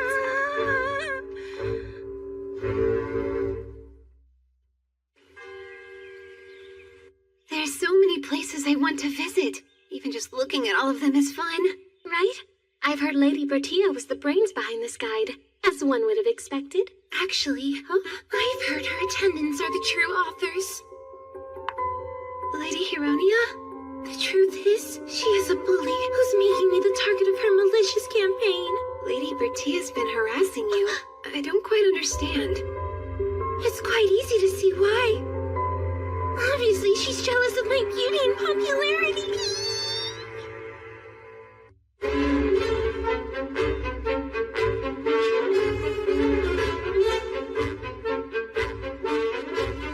Recently, Lady Hironia's attitude towards Bertia has been utterly appalling. She's made false accusations and has spread nasty rumors. Bertia wants there to be friction between the villainess and the heroine, but things have gone too far. Yes, come in. Your Highness. Pardon me, but I have brought the current plan from the Middle School Student Council for your review. I appreciate it. This spring, I'll be advancing to high school. Presently, the council is being led by Courtgain. Actually, there's more. It's a small matter concerning your fiancé. Oh? With your permission, naturally, may I permit Lady Bertia to refer to me as Dear Brother Core? You may not. No, I didn't think so. I rejected it immediately because I had a feeling I wouldn't find it amusing, but... Was it Bertia who brought this up? Indeed. Almost every single day, as a matter of fact. Let me call you that! Pretty please say yes! She's very persistent. At first, I rejected the proposal immediately. But after seeing how depressed my answer made her, I just had to ask. Please forgive me. Despite how awful it makes me feel, I will continue saying no to her request. Now that I do approve of. This is unusual. We're speaking about Bertia, and yet this isn't fun at all. Ah, found you at last. What a pleasure it is seeing you all again. But I'm afraid I must be going. You're leaving already? There's much work to be done. An earring? Not a typical accessory for you. What? Oh, right. As a matter of fact, Vald and Nelt have acquired one too. Miss Bertia gave them to us.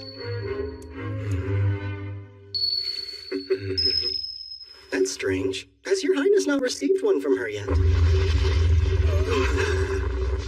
an incredibly foolish thing of me to say! Really, I hope I haven't made you angry! Angry? Who, me? Interesting. I'm not usually prone to letting my emotions take over. Especially feelings of displeasure and discontent.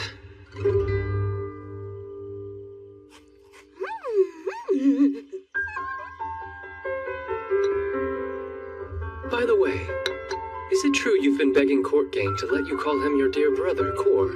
Yep, 100%. Unlike in the actual game, I am not his adopted little sister. I'm merely but a distant relative. Clever, huh? By taking on the role of a younger sibling, I'll be able to block all of his interactions with the heroine. An odd line of thinking, since you're actively trying to force her and I together. Actually, in my previous life, I didn't have siblings, so I've always longed for that relationship. If that's what you're looking for, feel free to start referring to me as Dear Brother Cecil.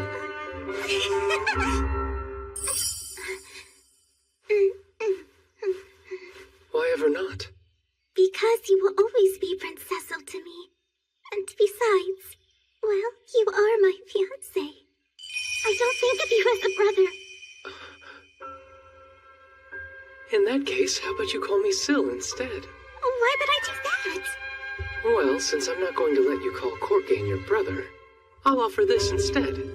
Go on, say it. Thank you, but I'll pass. Prince Cecil works fine. What I'm trying to say is...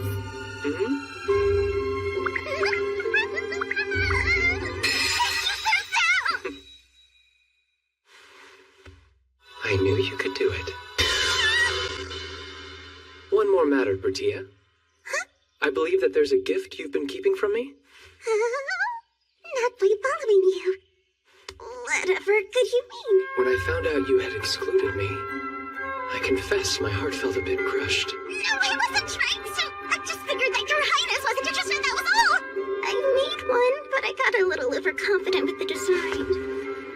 I do need it. So you wouldn't mind if I accepted this, right? What? Your highness! Wait, get that back!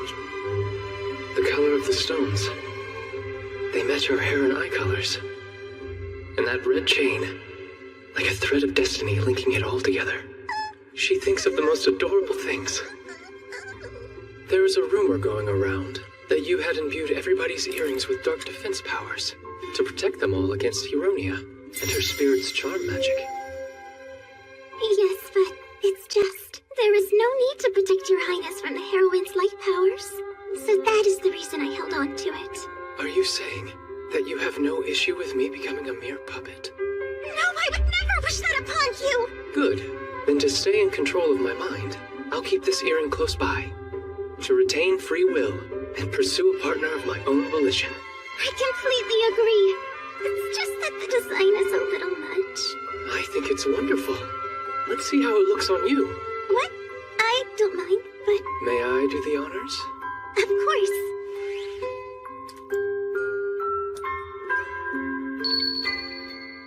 Zeno, your assistance, please.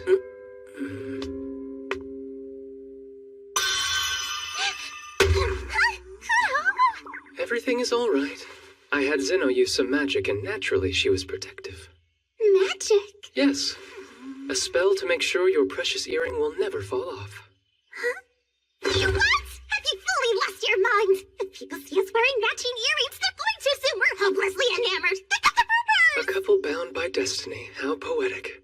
I hope you share my enthusiasm. I'm anything but enthusiastic. Because if the heroine misunderstands, then she'll take a different route. I'm sure she'll be all right. I find her irrationally strong-willed. But, Your Highness! I believe you mean Syl. Huh? Right, dear Tia? Wait, you're dropping a bad name now of all time? The impact's devastating. What am I talking about? That's not the problem here! I must go. Afternoon classes are about to begin. Sweet Tia, how about we meet again, say tomorrow at breakfast? I mean, Syl! You can't go now! I have something I need to tell you! Take off that earring! As I thought, talking to Bertia directly instead of receiving news secondhand is 1,000 times more interesting. Prince Cecil? I have been entrusted to deliver this letter from His Majesty the King.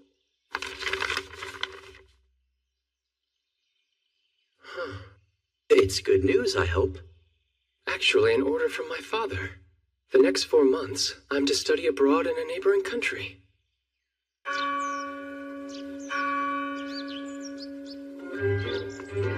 Why don't we head to the brewery next? Did you know that alcohol is one of our country's major exports? I'm aware. And speaking of which, I've heard that since the price has risen, your nation's people are voicing dissatisfaction.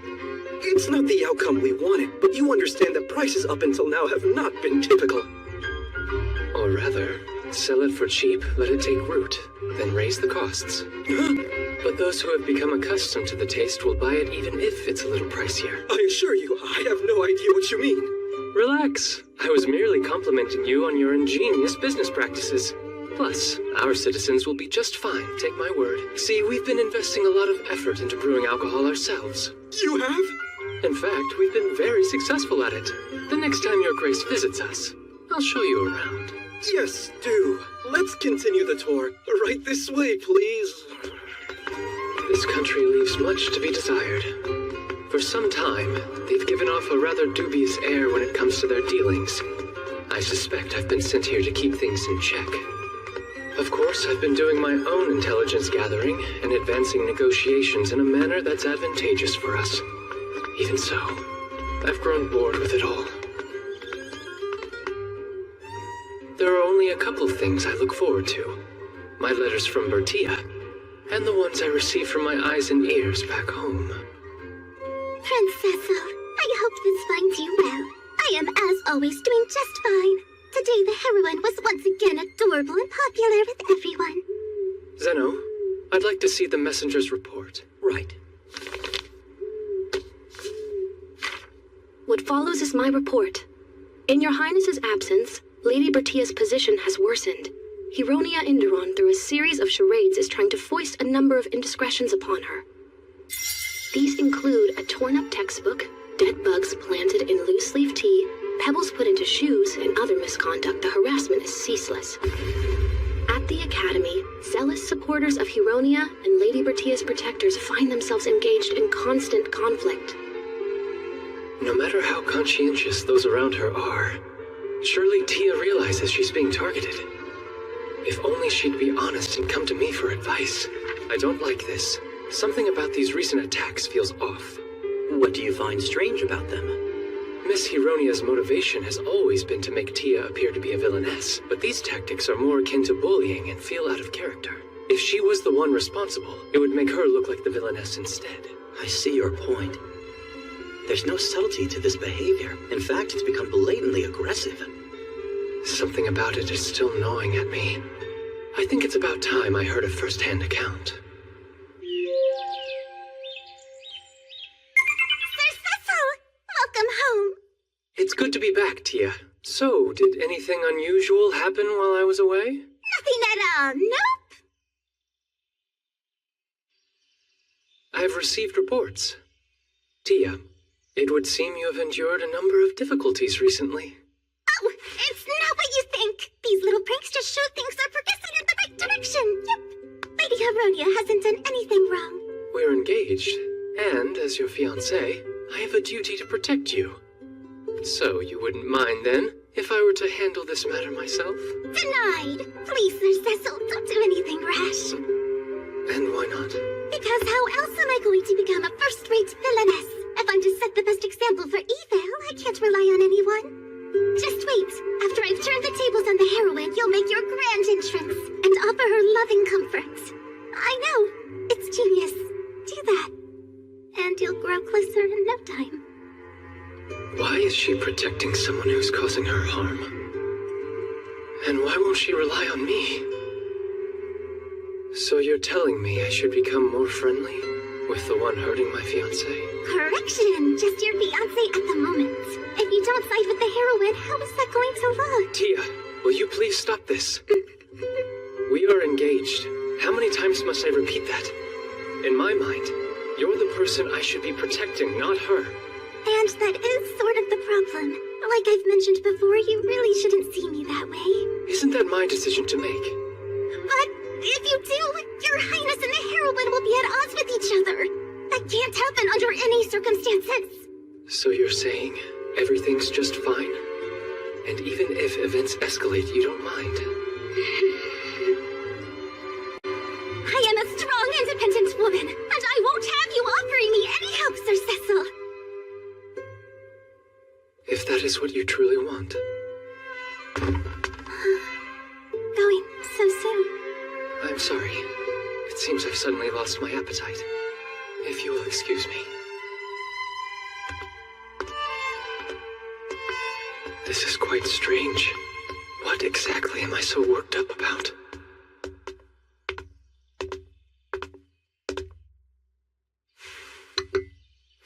It's been roughly a month since I returned home. The harassment directed at Bertia has continued unabated, and I've decided not to interfere in the slightest. Lady Heronia! Really now, submit your form already. The fair's coming up, and you're the last holdout. You're causing Lady Bertia and the other organizers a headache. I don't know what you're talking about. I never received any paperwork. How can you stand there lying? You were told over and over it needed to be submitted by the end of last week. I never got anything of the sort. Wait, maybe this is another attempt by Lady Bertia to torment me. Are you honestly blaming her for your own mistake? Just when I thought your behavior couldn't possibly be more abhorrent, you pull this. You're so mean. She's not worth your tears, Miss Heronia. You'll always have her undying support. Those boys' eyes. They seem to be under the influence of some charm magic. Tia. Would someone explain what we're yelling about? Why, Lady Herodia! I can't say I'm very surprised. I haven't done anything wrong, and yet these ladies insist on harassing me. Liar! I simply warned her to stop making things difficult for my friends, and then she started with a fake crying. Lady Bertia! Don't deny you've been plotting against me from the start! Why are you so horrible to me? Wait, surely you're not accusing her of some harassment campaign now? There's only one person here responsible for causing any drama, and I'm looking right at them. Stop! Huh? Lady Bertia? I'm not some third-rate villainess who hides in the shadows. I confront my opponents out in the lights on my own. Lady Herodia is my prey, and I'll face her head on. Referring to her in that way is quite villainousy, if I do say so myself. And I thought you couldn't be more cruel. Magnificent as always, Lady Bertia. It doesn't matter how unfairly you're treated. You refuse to resort to backstabbing and confront your tormentor directly. How can someone be so virtuous? You care so much about us. When you saw how we were overcome with anger and jealousy, you selflessly intervened. Not only that, but the way you stepped in to make sure we didn't outnumber and attack Lady Herodia was so compassionate. That is it! You've inspired us. Each day we're going to work hard to become kind, strong women just like you. You have our solemn word. Are you kidding? Am I the only one who sees her for who she really is? Lady Bertia. No one asked why she knew.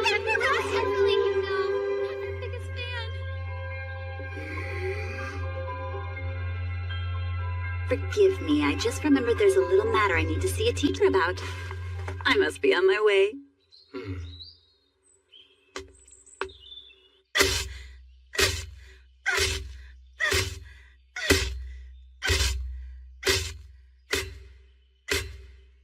At last, your true colors are revealed.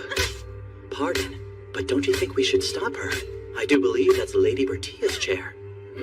And Marquis Noches had it custom made for his beloved daughter. Only one exists in the world. Stop her? True, it would be an incredibly simple thing to do. That said, she has made it abundantly clear that I am not to provide assistance.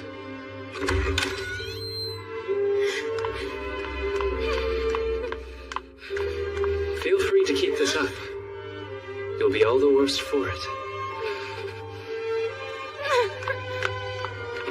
I didn't intend to threaten her. When Tia said she wanted to handle this by herself, I planned to merely withdraw and observe from a distance. This whole entrusting others and not taking any action, I find it quite tedious. Zeno, if you would kindly see to Bertia's chair. Consider it done. I wonder, when will our prince learn to be honest with himself?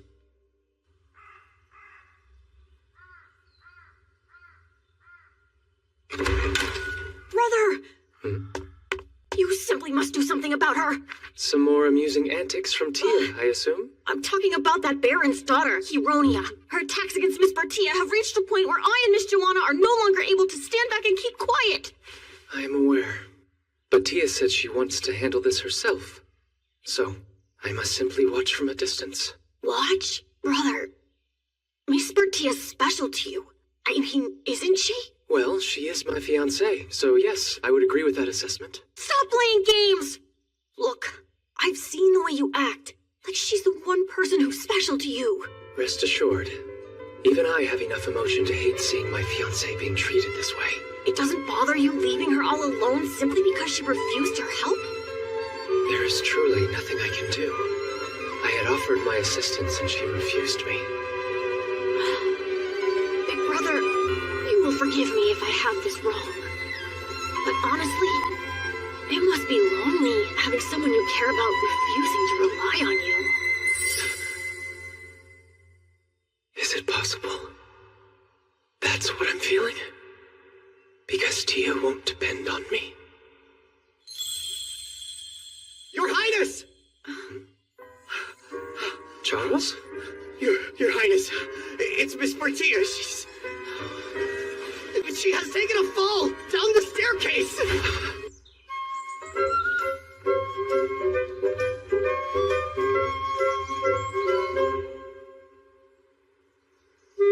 what's this?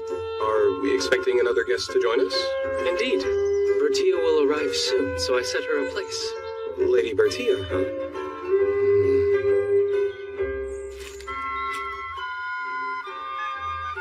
You know that Tia likes these sweets, so you gave her one of yours, didn't you? Lately, Corgain's behavior towards her has noticeably changed. I'll have to do something before he surrenders completely.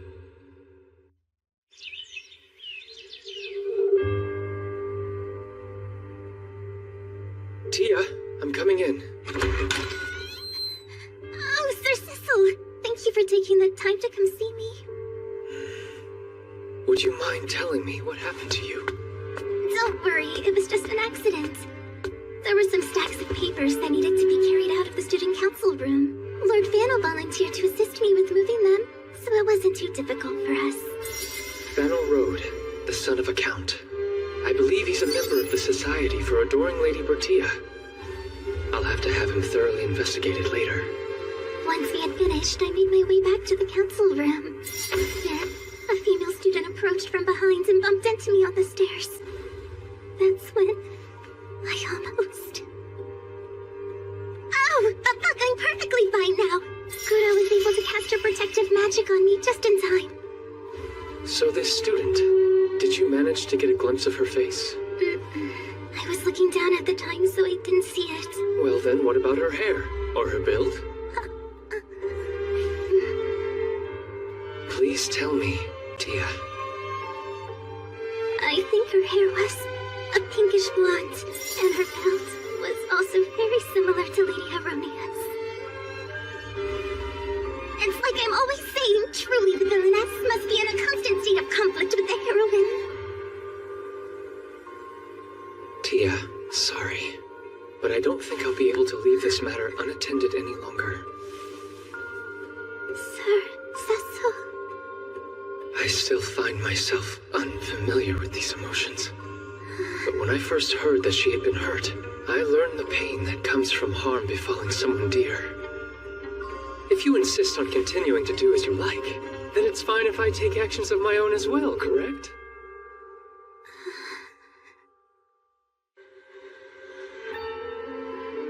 So what do you think?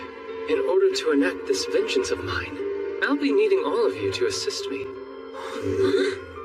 Well, if it is the bidding of your highness, I will be most delighted to do whatever it is you ask of me. Seems our great general has finally decided to make a move. Any lowly urchin who would dare to hurt our dear Lady Bertia must be shown they will be dealt with swiftly and efficiently. Yes, and I agree. Let's hurry and find Lady Heronia immediately, brother. Hold on. Your heart is in the right place, but Lady Heronia is not our perpetrator. What?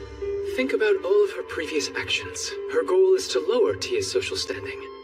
As of late, Tia has faced a more direct form of harassment, with this recent incident being the most egregious. Do you mean the real culprit is someone else? Precisely. Well then, who else could it possibly be? Miss Ilyn Silberts, a Viscount's daughter. Now, how shall we prepare this dish? Lady Bertia! Why is there a rumor going around that I maliciously pushed you down the stairs? Oh, whatever are you talking about? They say you fell down the stairs, but I bet you did it on purpose, didn't you?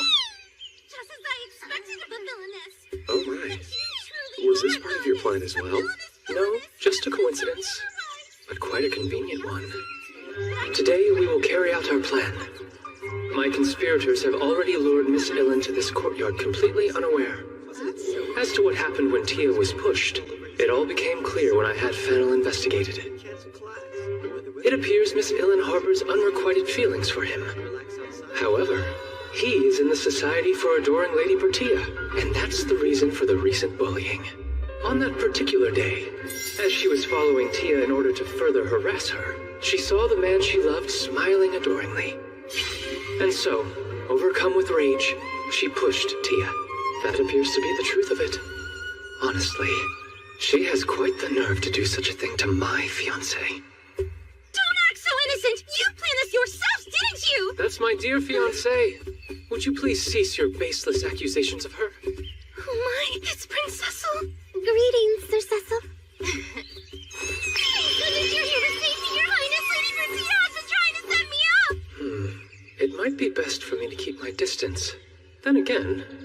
It seems Koro was able to nullify the magic's effects. But that can't be true. We haven't spoken about the incident out of consideration for everyone involved. So Tia could not have known that you were the rumored perpetrator. May I have your attention? I am sure you are all curious to learn the truth behind the rumors. Let's settle this now, so that there are no further misunderstandings. The one who actually pushed Tia was not you, correct? That's right! Of course I didn't!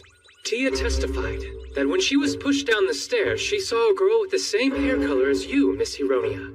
However, she never said that she thought it was you. Isn't that right, Tia? If she wanted to, Tia could have simply blamed Miss Hironia, allowing her to become a true villainess. Interesting. It seems that someone has taken advantage of your well-known hostility towards Tia. Excuse me. I'm suddenly feeling ill, so I think I'll... Ah! But we can't get started without you here. Huh? Thank you, Fennel. You've been a great help. There's something I very much wanted to ask the culprit. Maliciously foisting your crimes on an innocent girl, and all that harassment against Tia. Was it truly so entertaining? Well, was it, Miss Illan Silberts, the Viscount's daughter? But what? Whatever do you mean by that? Isn't it obvious that Lady Hironia did it all? Oh, is that so? As a matter of fact, ever since the day of the incident, we've actually been keeping an eye on you. And while we were watching you, we noticed that something strange kept happening.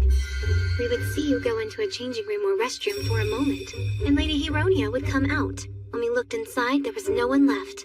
It happened numerous times. We witnessed this person who exchanged places with you committing nefarious acts, such as tampering with Lady Bertia's personal belongings.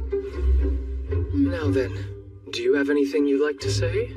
They said that I disappeared from their sight and they weren't able to find me. But isn't it possible they simply made a mistake and got confused?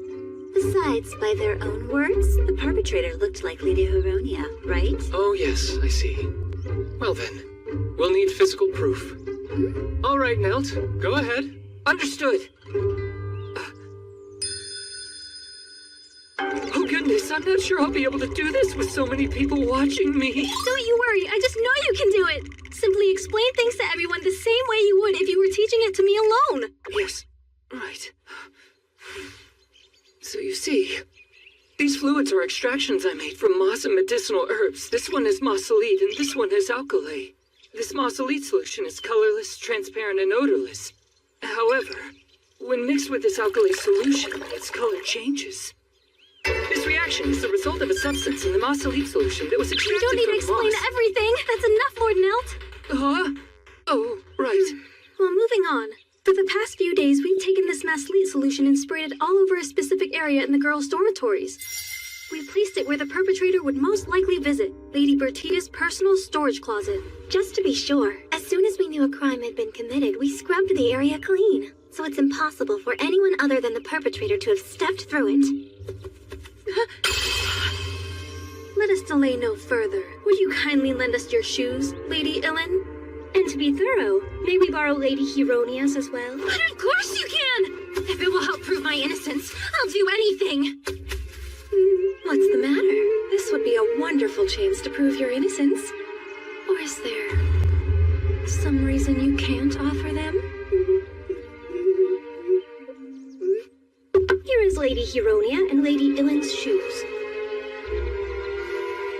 Right, Lord Nelt. If you would, please. All right. Then I'll begin with Miss Hironia's. There's no change. Well, of course there isn't! Next, I'll apply it to Miss Illan's shoe.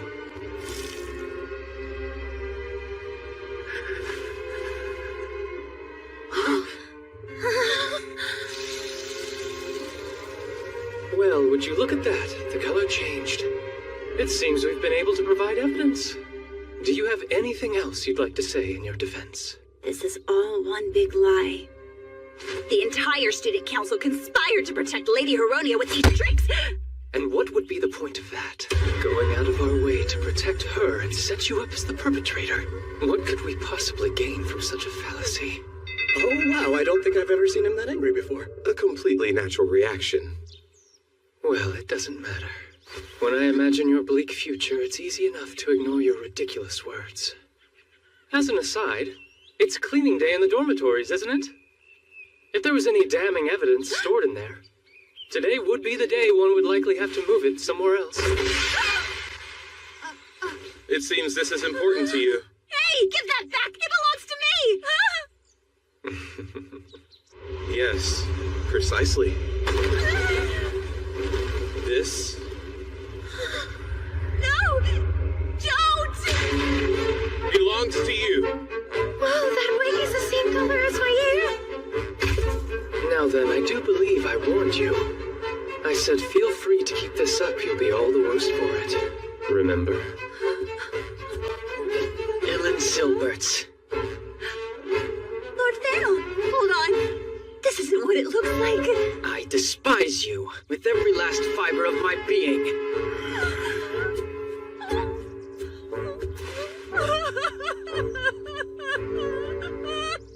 Now then, with that unpleasant business concluded, shall we be off, Tia? Oh, all right. Just a minute! Why aren't you comforting me? I'm a victim here too! But that's not my responsibility, now is it? You must be exhausted after this ordeal. You keep meddling and screwing everything up. Why would you even act as a mediator between the rival noble girls and the captured targets in the first place? Don't you know how to behave like a proper villainess and make them hate you? Sure, but I was only doing that for Princess's sake, so... You don't get it, do you? Well, it might be different for the other targets, but Prince Cecil will never find happiness unless he's with me. You can never replace me. Why did it slip your mind that I am the Maiden of Destiny? Maiden of Destiny. Does that mean there's some reason the heroine and I must end up together?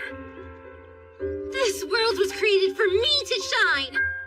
Mark my words, you third-rate villainess. Someday your prince will be mine.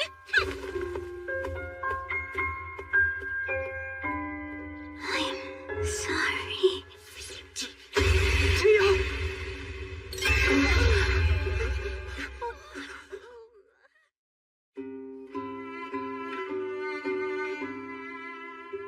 It's my fault. I should have been more attentive. She's been under constant stress. Despite her efforts to mask the anxiety, ever since she was pushed down the staircase, she just hasn't been able to sleep.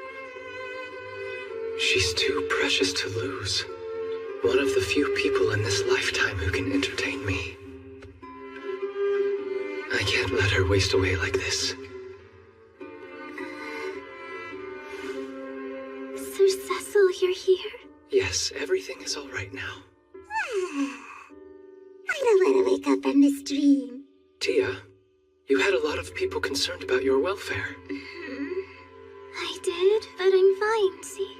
You collapsed from a lack of sleep and fatigue. Am I allowed to let everyone else in? Everyone? Please, come right in. Excuse us. We were all worried sick about you, Lady Bertia. If you have trouble sleeping, tell me and I'll send you some herbal tea which should calm down your nerves. Sorry, I had no idea you cared so deeply about me. But really, I don't deserve this. All of us here are on your side. No need to keep your problems bottled up. Really? Well, I promise I'll keep working my hardest. Oh no, you're resting. But for now, while I'm stuck here recovering, I'll try to understand why everybody's being so encouraging. Well, I suppose that's a good start. This is how it should be, whenever Tia is around.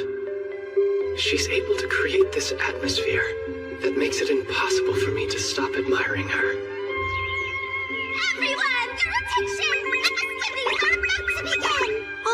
It's with great honor, I, Sean Turquoise Alfasta, your council president, declare that the first Helm Academy Middle School Division Culture Fair has officially started!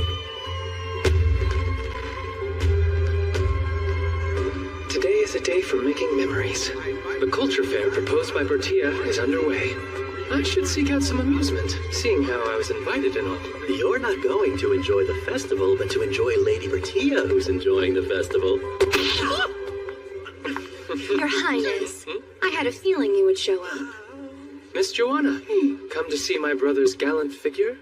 Indeed, I found Prince Sean's opening declaration to be absolutely magnificent. May I join you until our respective partners are free? It would be my honor. I'd like to make an additional report regarding Miss Ilin. The stair incident is being treated as an attempted murder, and the judiciary has now stepped in. Currently, she's in a prison cell, while her other crimes are being investigated. An entirely reasonable outcome. To tell you the truth, when I first met Lady Bertia, I felt what I would call a sense of unease. After all, when someone as kind as her faced your Highness's disinterested manner, wouldn't she feel hurt? But after seeing you at the tea party, my unfounded fears vanished. And well, to be frank, I think the person you currently are is much more charming than who you used to be. Please promise me, you'll make Lady Bertia very happy. I have every intention of doing so. Oh, what's this? It's a polling station. When the festival concludes, whoever receives the most votes will win Best Couple. Since it's solely for the middle school department, Lord Charles and Lady Anne couldn't participate in the contest, which is truly unfortunate. The best couple, you say? Well, that's bound to stir up some excitement. Sir Cecil! Sorry about keeping you waiting for so long. I know you're busy, but not being able to see you has left me quite lonely. At last, we can have a moment together, my darling Tia. Louis, why is that? I've brought you some of these delicious-looking sweets that they were selling at the culture fair. Well, in that case...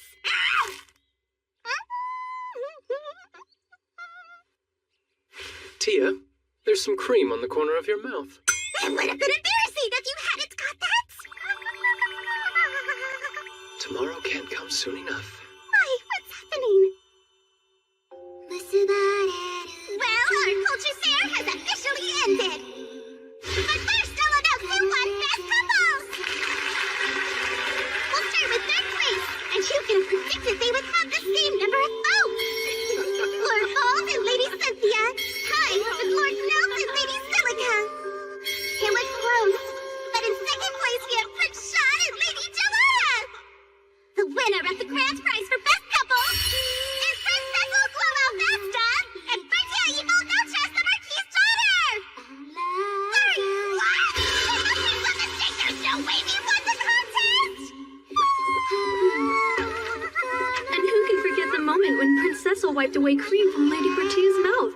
The dessert was the second sweetest thing that afternoon. That's just one of the many reasons why they won. I wanted to thank you for such a lovely introduction. Here to also accept the prize is Prince Cecil! I know this is tremendous news, Lady Bertia, but please don't faint again! We just wanted you to know being celebrated as best couple makes us incredibly happy. We promise to continue to respect one another so that everyone at this school will continue to look up to us.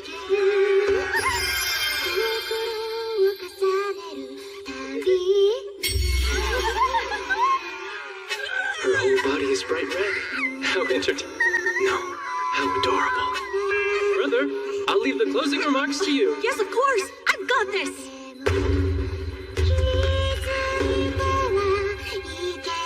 How cruel of you! The tables get turned on me at next year's graduation party. That's when you and the heroine end up happily ever after. I wanted to make some nice memories before that happens. Now every time I think of this event, I'm going to associate it with sadness. My apologies. I was elated we were chosen as the best couple. Do you feel differently about it? No, it fills me with so much happiness. Honestly, by appealing to those around us with such intimate gestures, I had hoped to ease some of the recent anxiety she was feeling. Everything is all right, Tia. I will do everything I can to make sure our memories together never cause you sorrow. I feel something's weighing on your mind, Tia. Just thinking about the opening of the culture fair. I thought that launching fireworks would be showy and get everyone excited, but... Fireworks are? Oh, that's right. You light a spear of gunpowder, and after ascending in the sky, it explodes. It looks almost like colorful flowers blossoming. There's nothing else like it. Using gunpowder that way. Sounds highly intriguing. Whatever you do, you mustn't become obsessed with gunpowder. Get here! Always embrace peace, never explosions! Say it with me now! I wonder what she's talking about. Time passed. I became a third year. Tia entered high school. But soon after, she began avoiding me. No, that's not quite an accurate description. It would be best described as running away. She does not possess the skills to quietly sidestep me, so she resorted to fleeing. There is a possibility Miss Hironia's words that day are the reason behind this change in behavior. Even if I asked her, she would likely dodge the question by physically dodging me. Regardless, now that things have reached this level, there is only one thing for me to do.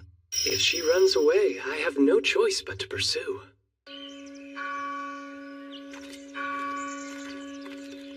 Tia?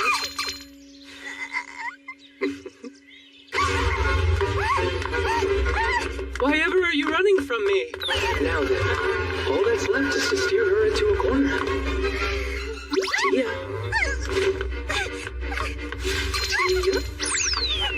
Tia? Tia? Tia? I'm afraid you are trapped. The deserted back garden doesn't provide many exits. I've heard rumors of this. Capitán. Capitán? Is there any chance you could just let me go? It's simply in the nature of male animals to chase fleeing prey. I beg your pardon. I don't consider myself prey. No, you look delicious. Well, that's probably because I have a little extra meat on my bones. But I would very much prefer if you didn't devour me, please. Extra meat? I looked, but only for scientific reasons. You know, when carnivores in the wild give chase, it's not always for eating. Actually, sometimes their goal is only a bit of fun. What? But you should never treat human beings like they're just some sort of toy. I think it's a little late to warn me about using people like playthings. My apologies, but you're as lovely as a doll, so I couldn't contain my desire to play with you. Oh my! I won't be fooled. Still, I don't mind the flattery. Based on her reaction, it's safe to say that she at least still has some attachment to me. I briefly considered interrogating the person who's obviously the reason for her unease, but that would only cause more trouble. From this point on, I have to start keeping my distance from you, Sir Cecil. There's only about a year left until I am left speechless and we must part ways. The compelling forces have already begun to take control. By compelling forces, you mean powers attempting to return everything to the original scenario? Yes. I will be frank since you're the one I'm addressing. The truth is that I have gained weight. Hmm? You heard me! I put on some weight! It's truly been happening ever since the end of the culture fair. Then I realized what was truly going on. The scenario's trying to revert back to normal. There are so many things I want to point out, but first, even if that were true, why would the two things even be connected? Well, because Bertia in the original work is supposed to be chubby. The character trait I was sure I changed is starting to come back. Since you think your outward appearance is mirroring hers, these compelling forces are to blame? She's serious about this, so I should do my best not to laugh. Dear Tia, I think I know who the true culprit is, and they're probably hiding in your dress pocket at this very moment. What? You mean my snackies? Ever since the fair, I understand you began receiving sweets as presents. It's true people I'm not particularly friendly with have been generous. Maybe the compelling forces started then. That's not it. It became common knowledge how wonderful you are. Small token of our friendship. That's why you're receiving more snacks. People want to get closer to you. As if! It's definitely the compelling forces! No, you merely need to decrease the amount that you eat. That's all. But if I don't, it'd be a waste after the trouble everyone went through. What if you shared them with your attendants? Give them my snackies? I mean, you're aiming to become a first-rate villainess, aren't you? Also, if you want to become the best, then you will need to remain by my side. Well, that doesn't make any sense. You're about to fall headlong into your new lovey-dovey chapter with the heroine suit. My goal is walking the path of the villainess by constantly getting in the way of your relationship. And that's the reason. How else are you going to achieve that distinction, Tia? That is, unless you're absolutely desperate to keep me all to yourself. Don't you understand? Only then will you truly be standing in the heroine's way. But if I become any closer to you than this, in the end, when you treat me coldly and I have to leave, I doubt I'll be able to endure it. So that's why she's been avoiding contact with me. Now that I know the reason, it would probably be best to let her go. In that case, I won't treat you coldly even when it ends. Is there a way to render me speechless otherwise? Certainly. I humbly request you leave all the details to me. Yes, that is acceptable. And I will work just a little harder not to run away from these feelings. That's not the way a first-rate villainess should behave. You'll have to forgive me. I have no intention of letting the person who brings so much color to my life go. But I will keep my earlier promise. A way to strike Tia speechless without being cold. In short, I simply need to ensure someone else meets with defeat. Say, Courtgain, I did hear Hironia has been visiting you. Quite frequently, in fact, if there's any truth behind these rumors. Indeed. While I do find her irritating, she has reached a new low with these inquiries about Lady Bertia and her family. Asking if they have committed any wrongdoings, perhaps? Yes, numerous times as a matter of fact. I thought as much. The fall of House Noches and the struck speechless event are inseparable. Oh, don't be coy. We're discussing some fun, wicked plot, are we not? She's caused me a great deal of consternation as well. I'd be glad to help out. Come to think of it, I've heard Hironia has been telling Miss Anne how Charles is an unrepentant womanizer. Nothing could be further from the truth. Now that we're discussing this, I get irritated when she badmouths Silica. While I detest disparaging, and it goes against the gentleman code, I cannot stand her. You wouldn't believe the number of my dates with Cynthia she's ruined. She's awful. She's always saying intentionally cruel things to hurt Miss Joanna's feelings. Well, it's only natural everyone is fed up with her heavy-handed approaches. So, surely you've already devised a scheme. Please, I'm not a monster. Merely a concerned individual who wants to defend his fiancée. What's wrong with that? If we're all defending against the same person, though, wouldn't working together be the most logical way to proceed? Huh? You're quite right. All of us picking on a delicate young lady would fundamentally violate the noble laws of gallantry. But say an enemy were to get caught in a defensive trap. We all must exercise our right to self-defense, mustn't we? The next time she calls on you, Courtgain, instead of giving her a confirmation or denial, would you simply let her go on her way? So I shouldn't correct her? On her unjust suspicions? Seeing as how neither Tia nor the Marquis have committed an underhanded act, there is no problem, right? True, Your Highness. Astounding as always. The event will be at the graduation ceremony. If she's going to make a move, that's the most likely time. I admit, I'm looking forward to seeing how this turns out. Tia's reason for trying to pair the heroine and I must have something to do with me specifically. And more than likely, being part of the royal family plays some significant role. If the answer exists, I'd imagine it's passed down verbally from one king to the next. It's certainly a rare occurrence for you to request time with me, Cecil. I apologize. I know you're busy. I'll get right to the point, Father. Have you heard of the Maiden of Destiny, and what importance they hold? This is a rather romantic notion you've expressed an interest in. I discovered the phrase while I was researching a topic for personal reasons. It appears to have something to do with the royal family, so I thought you must know about it.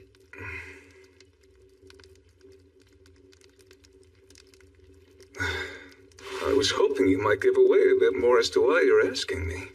But that smile of yours is inscrutable. The truth is, it is a rather nonsensical prophecy. Someone has claimed to be this so-called Maiden of Destiny and holds sway over me. Apologies, but I am unfamiliar with it. There are legends of saints and battle maidens involved with our family, but nothing like you mentioned. I had no idea. Yes, it is the truth. I can tell my father is being honest. In that case, perhaps there was no real meaning behind her words. It's not like you to give up easily, especially when your interest is sparked, which is obviously the case here. It is a prediction that makes little sense. Despite saying she's your maiden of destiny? But of course, since I am already engaged to Bertia. Why are you acting so surprised?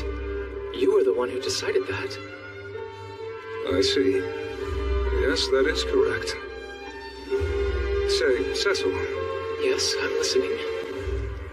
Are you enjoying your current everyday life? Yes, very much so. I find my fiancée to always be an endless source of entertainment. I'm happy to hear it. Particularly because it means I didn't make a mistake when I selected her as your bride. What is this discomfort I'm suddenly feeling? I suppose this is the part where I should say, amazing as always, Father. Feel free to praise me a little more, won't you? Well then, I'll take my leave now. Cecil, you are incredibly brilliant and bring me pride.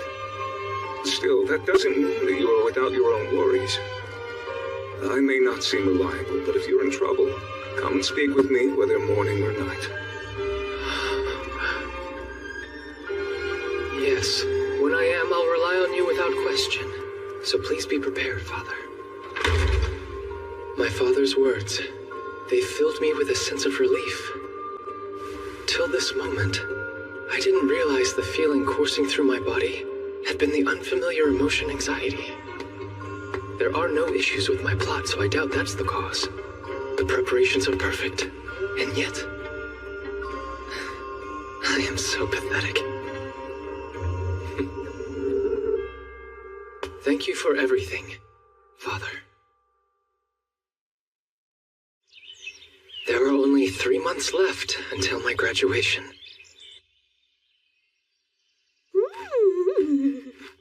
Tia, what color would you like your dress to be for the party?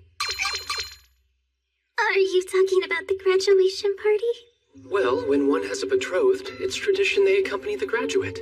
I'd like to give you this dress as a present. Me? But wouldn't it be more appropriate if you gave it to the heroine instead? No. She doesn't factor into the equation. I'm asking my partner. Honestly, you're just being so... This isn't good. Lately, my mood has been rather unstable. Every action she takes leaves me shaken without my realizing it. Scrumptious. We couldn't let it go to waste, now could we? Would you care to go outside? All right.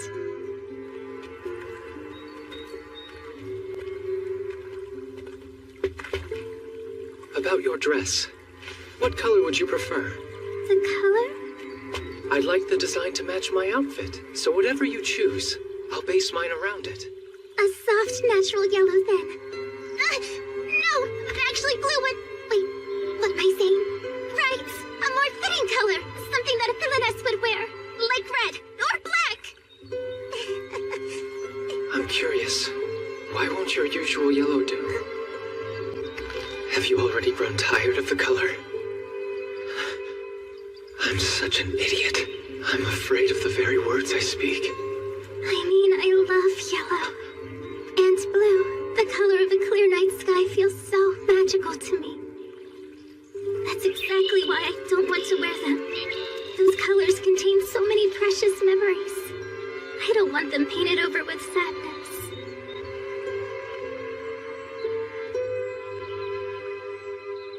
They don't have to be. Let's fight this, and strike the part where you're defeated. Because I can't, Sir Cecil. I have a role to play. I want to make others happy, everyone, but most importantly you. Then, will you tell me why this is necessary? Together, we may be able to find a solution. We can't do that. I must fail. You see, I just love everybody so much. I'm the only one who should get hurt. Me and my father for all the crimes he's committed. Odd, considering he's not guilty of any. If you would, please bring me what I requested. Of course. What is this? A diary where I've documented my villainous deeds over the last few years. I'd like you to take it as evidence, just in case. May the 4th, clear skies. Also today at our tea lesson, I relentlessly bullied Lady Heronia. I said so many mean things. I found the way she got teary-eyed to be oh so refreshing. I'm such a top-tier villainess. I heard about this from Miss Silica, who attended the same lesson. Even the teacher was exasperated by how atrocious Lady Heronia's manners were. Bertia volunteered to pair up with her when no one else wanted to, and politely taught her the lesson. And how does she thank her? By criticizing Lady Bertia, of course, and saying how she despises her.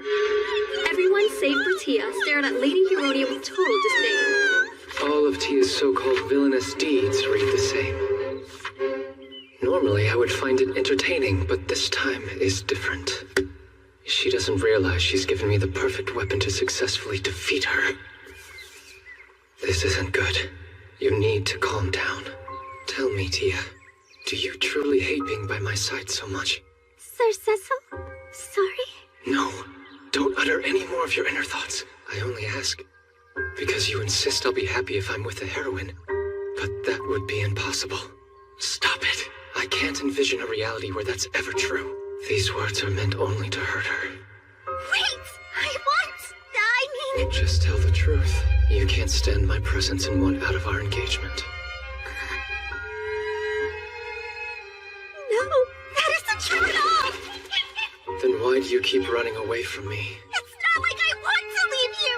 Do you have any idea how important you are to me? If you mean that, then what do you believe would bring me the most happiness?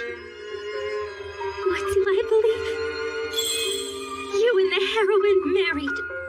I hate you. For the first time in my life, I've detested someone. Why does it have to be you? I don't know why you continue believing in something so ridiculous. Because I know what destiny has in store for you.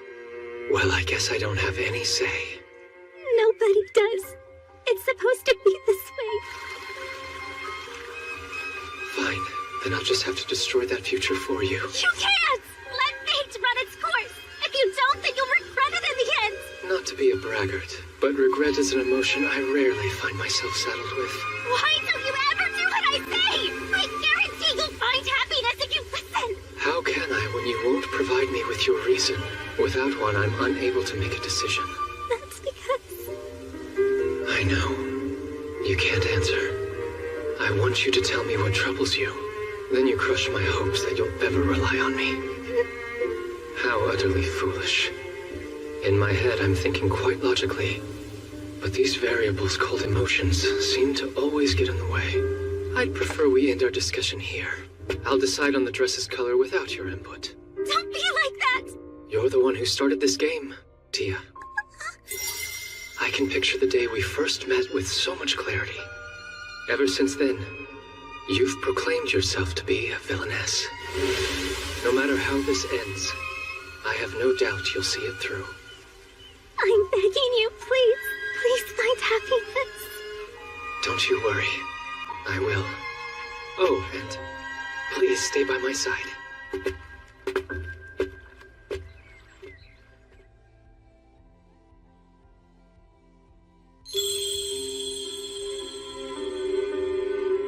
My, you look incredible. Truly. Those colors suit you very well. With the afternoon ceremony concluded, all of us are on standby. According to her attendants, after much deliberation, she decided to wear this dress for me. You know, Sir Cecil, today is... We're about to enter the hall. I'm going to be on stage for a while. You may feel a touch lonely. Wait for me. I don't want to hear you say things that put any distance between us.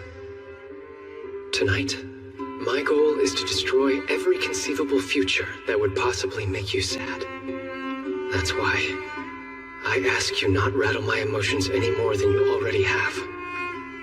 It is time to enter the Great Hall, Your Highness.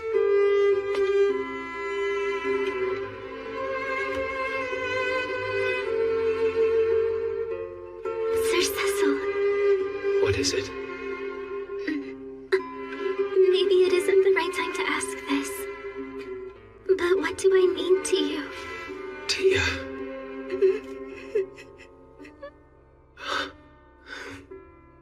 I think you're the most adorable creature in the world. You're so lovely that... Graduates, if you would enter! I'll say more when this is over. Friend Cecil, thank you for everything.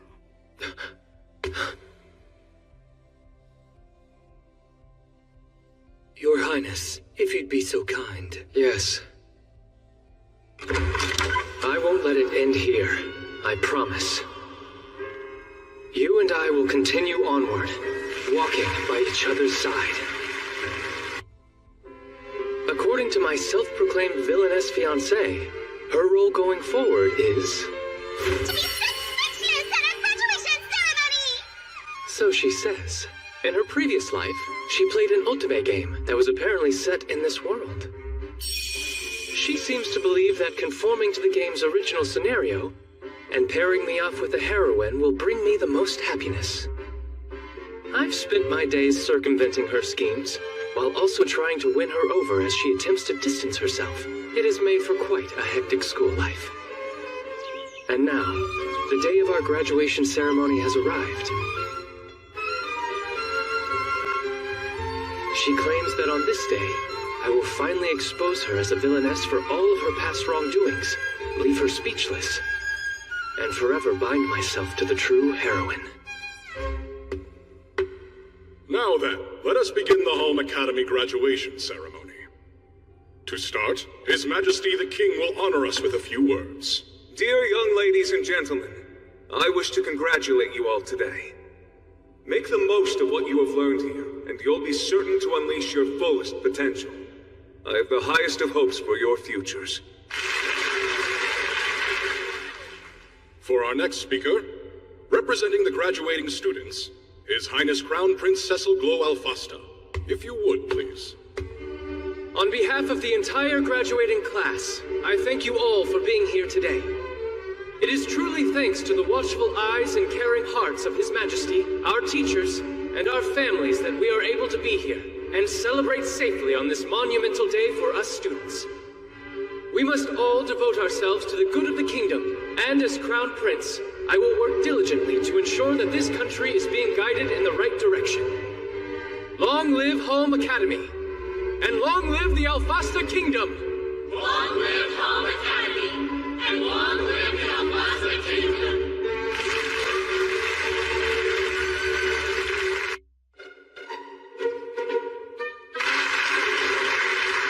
Our son has grown into a fine man, hasn't he?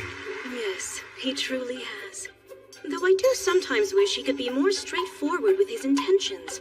I would love to celebrate his graduation, and yet here I am filled with anxiety knowing what he's been planning. Yes, I too was taken aback by Cecil's plotting for the day. But I'm certain he'll make sure everything works out in the end.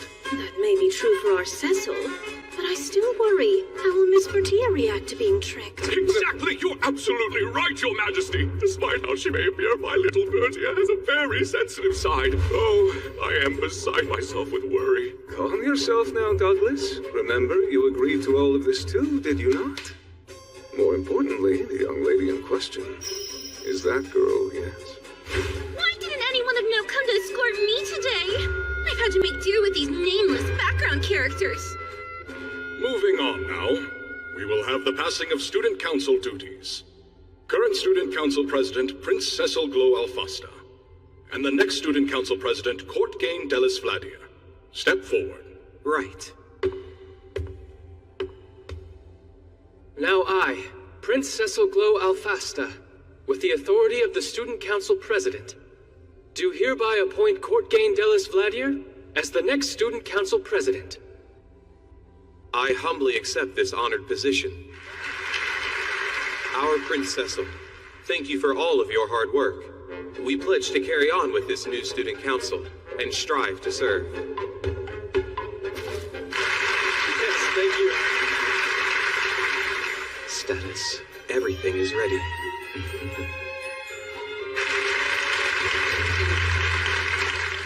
And now, I would like to make one more announcement in front of you all here.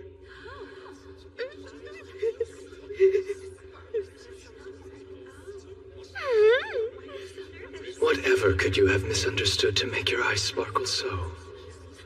Miss Bertia Ibel Noches, would you please step forward for me?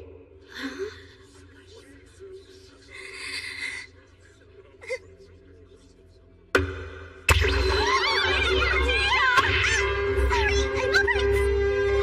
Bertia. Were you so focused on keeping calm that you ended up tripping on the hem of your dress? I'm here, Your Highness. What is it you need? Bring it on, Princessel. Really let me have it. I'm sure that's what she's thinking right now.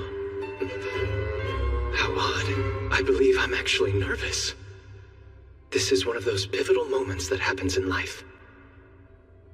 Miss Bertia Ibel Noches, you have committed a grave... Oh God, what is it you're saying right now? Tia, could you please refrain from nearly speaking over me? No, I swear to you, I have never committed a crime of any sort. You're wrong. You have in fact committed a terribly grave crime. And that is the unforgivable offense of being born 2 years later than me. And because of this, I will now have to wait a whole 2 years for you to graduate. 2 years I have to live apart from you. A grave injustice indeed. Which is why, to atone for this crime, when you do graduate, I want you to become my wife. And this will be a symbol of that promise. Wait! What's going on here? What? Now then, hold out your hand. Don't be shy. How dare you? Please, speechless. I believe I've struck her quite speechless enough. I wonder if it would be wrong to count this as achieving Bertia's goal. To those with whom we have attended school, and to those who watched over us, I declare this now. 2 years, that is when we will finally marry, and strive to make this kingdom an even better place.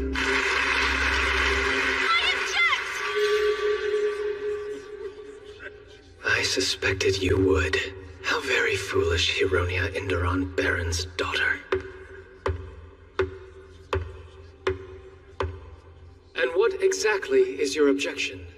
Please listen, Your Highness. That woman is deceiving you. She discriminates against people based on social rank. She's horribly bullied many people, including me.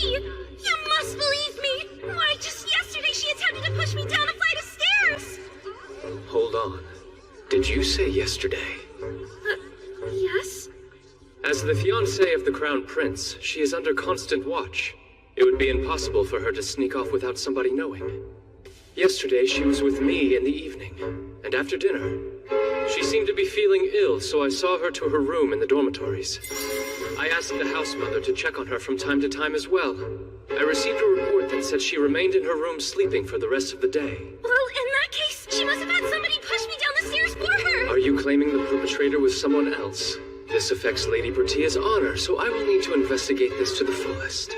Can you tell who the person was that pushed you? I can't be certain that I know who it was. So then, you don't know. Then why were you so prepared to offer up Miss Bertia's name? And while we're at it, I should probably ask about the other instances of bullying. Do you have any evidence? There are plenty of other people who have been victims of hers just like me. Come on now, tell him! It seems there isn't anyone else. Why isn't anyone stepping up? People come to me all the time to tell me about that woman's terrible behavior. Well, I suppose it's only natural. If they were to publicly accuse the Crown Prince's fiancé, it could negatively affect their social standing. There are a few ladies who seem to avert their gazes for a moment, but it's likely they just thought of their past conversations as minor grumblings and airing frustrations together. What are you waiting for? What about those awful things you told me you've experienced? Excuse me? Will you withdraw your objections now? It would be much appreciated. No. I had intended to make a report about this confidentially. Did she really just pull that out from under her skirt? Just because you have nowhere else to carry it doesn't excuse such vulgar behavior. Your Highness, please look at this. Ew, I don't want to touch that. I would be happy to take it for you. Here you are. Yes, I see. Bueno. Right away, Your Highness. As expected, it's a report on an investigation into Marquis Noches. I already knew she had hired people to look into his affairs. Mother, no. But you've always wanted this, Tia. Although, when you're about to lose something important to you, inside it must still feel frightening. Not for me. I'm sorry, but I can't help but feel a little happy. Your hand almost seems to be pleading with me, and proves this isn't the future you want. No one can argue with the facts. Marquis Noches has committed a number of crimes. The daughter of a criminal allowed to be the future queen? It's unthinkable. So you want me to punish the Marquis and annul my engagement with Miss Bertia, correct? I must admit, those documents show a thorough investigation has occurred, and irrefutable evidence of criminality. Sadly, you're misinformed as to who was being looked into. The names of the guilty parties are Viscount Conceptier, Count Conmorno, and Baron Saggio. If you would be so kind. Beg your pardon. Yes, exactly! I gave proof of their crimes! As well as showing you their direct connection to Marquis Noches! Saying the Marquis is a criminal by extension because he's connected to them? That seems like a stretch, doesn't it? Lord Corkane will back up my claims! He suffered due to the Marquis' actions as well! I'm afraid I have no clue what you're talking about. What? Why are you telling the truth? What about all of the abuses you mentioned to me? Although I have distinct memories of ignoring your numerous thoughtless and unfounded suspicions, I don't recall ever confirming them. I can attest, though, ever since I started working with the Marquis, that our relationship has been nothing but favorable. Enough of these lies! You've been tormented by the Marquis for several years! She's the exact same as you, Tia. She believes our future follows the plot of this Ultimate game, and will do anything to make it happen. Which is why when she was supplied with vague answers, she drew conclusions that fit her narrative. Oh, that's right. Regarding the contents of your report, His Highness and I already knew what it contained, since we approved of the undercover investigation. Undercover, you mean? Yes. Conducted by Marquis Noches. See, the Marquis was working for us all along, and was instrumental in helping to uncover the actual criminals.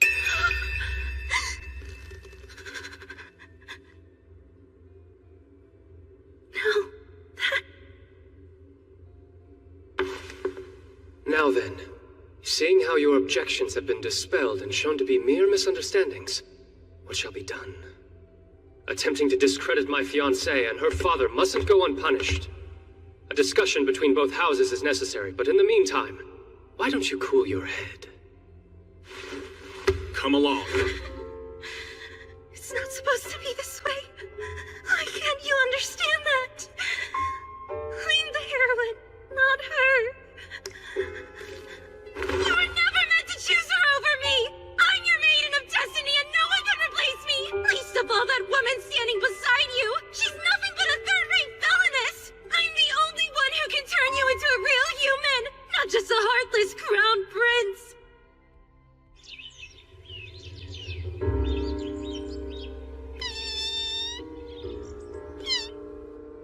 This whole time, I've done everything you wanted me to, haven't I? After the entrance ceremony, I showed up with Bichon. I took part and completed all the other events too. I don't understand why you constantly refuse me. Even today I came here wearing a yellow dress. I'm doing this for your sake. Yet you have the nerve to treat me with such hostility? How dare you speak to the Crown Prince that way? What an odd remark. I never once thought nor said I desired you to choose me. You're being delusional.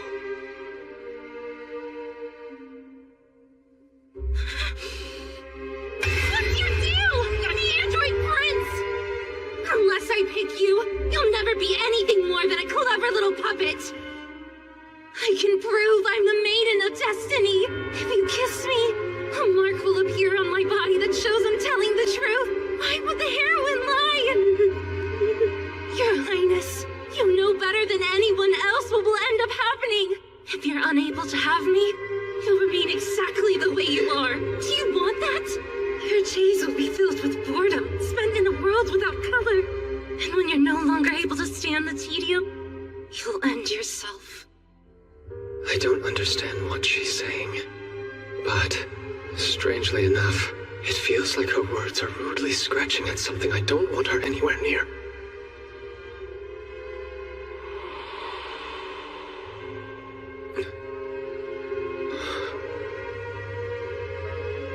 You can't. Don't listen to her. Did you think her words would have any effect on me? You're such a fool. But more than that, you're absolutely adorable. What are you waiting for? Take her away from here immediately! Sir! Let me go! Don't you get it? I'm a completely irreplaceable special person! Unhand me! Or you're going to regret it!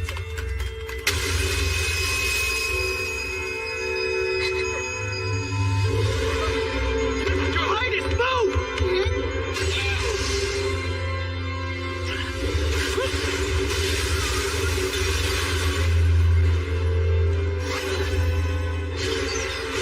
Is that a light spirit?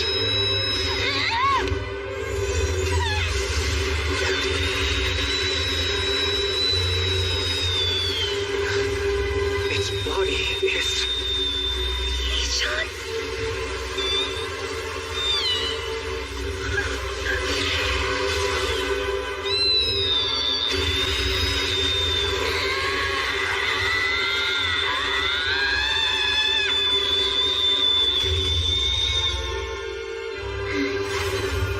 It vanished. Kudo, it's not over! Tia!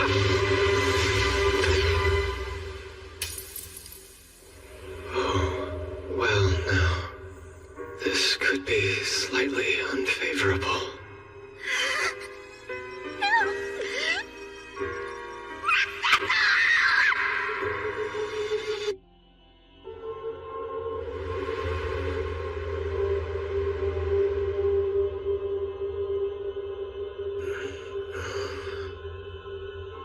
Where am I?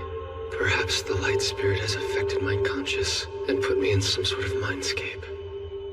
Nothing seems wrong with my body. Then again, this might not be my actual body.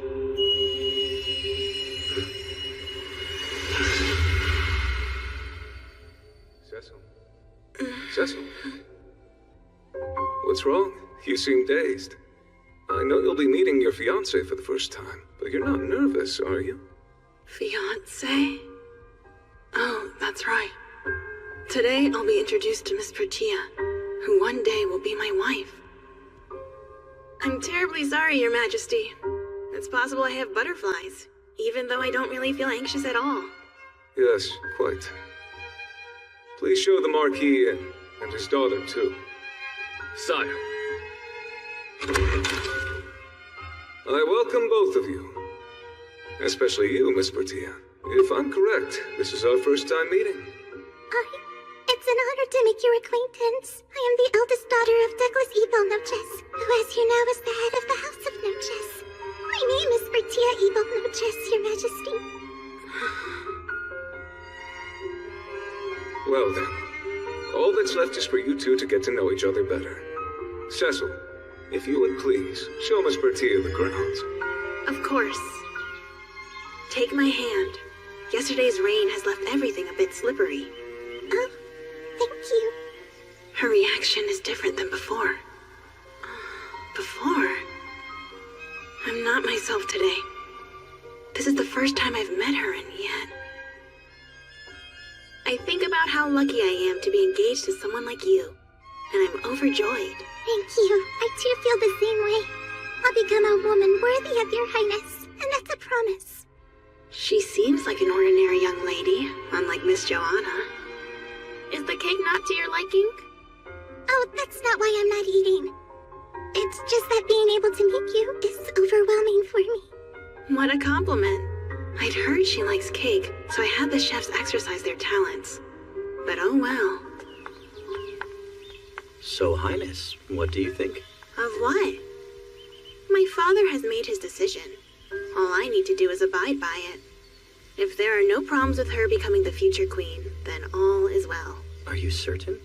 Whatever young lady was chosen, I highly doubt it would make much of a difference. What was that? For some reason, it doesn't match my memory of our initial interaction. No, to be precise, Tia was the only thing that was entirely different. The real Tia is more. I'm warning you! I'm a first-rate villainess, Princess! But there is one thing I can be certain of. The young me in that memory was undeniably me.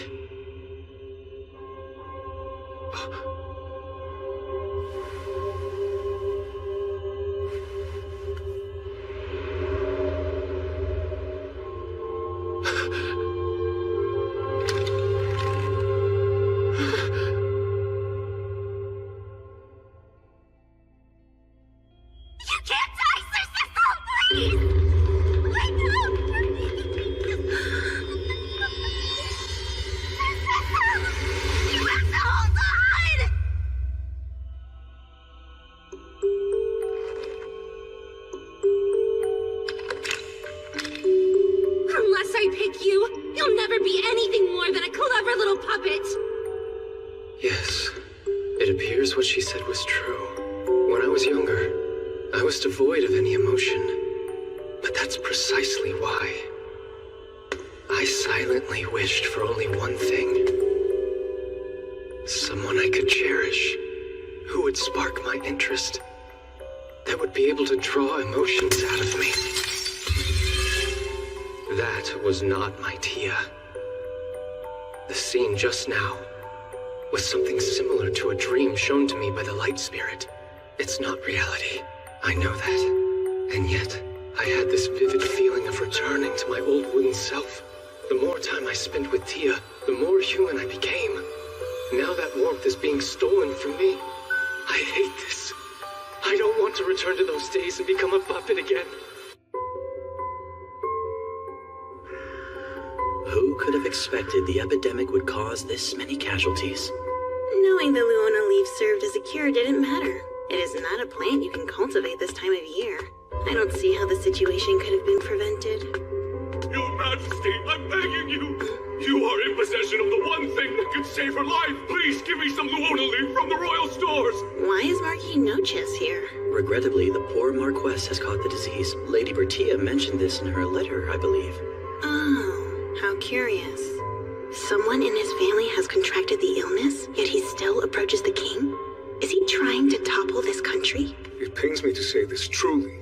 With so many people in the kingdom suffering, I cannot give preferential treatment to one of my retainers. You must make an exception. Help her, please, Your Majesty. You're my last hope, Kane. She's my life. Mertia is holding on by a thread. I'm not asking you as a vassal, but as a friend. What will it take? I'm sorry, Douglas.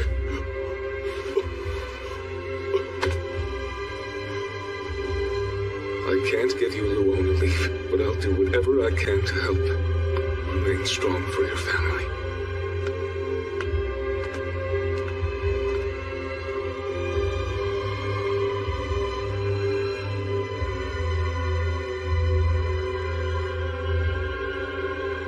Father. Oh, Princess, it's you. Your judgment was correct. If the king were to show favoritism toward his own vassal, it would surely displease his people. I suppose so. In my mind, I know I made the correct decision as this country's king and leader. Regardless of that, I've lost the right to be called his friend. Being correct as the king. Could there be anything more important than that?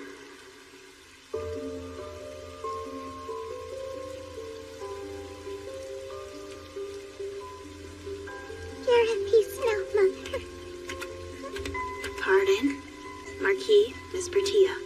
Your Highness. You have my deepest sympathies. I am ready to be of use to you at any time, so please, never hesitate to call upon me. I have devoted my entire life to the royal family, and this is what I get. What was that? Listen to me. You must become queen one day, whatever it takes. No matter what happens, they will protect you above anyone else. I'm not going to lose you too.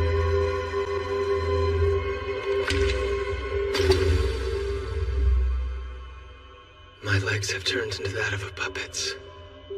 What I saw, that was the future we supposedly changed. It was beyond me, understanding my father's anguish.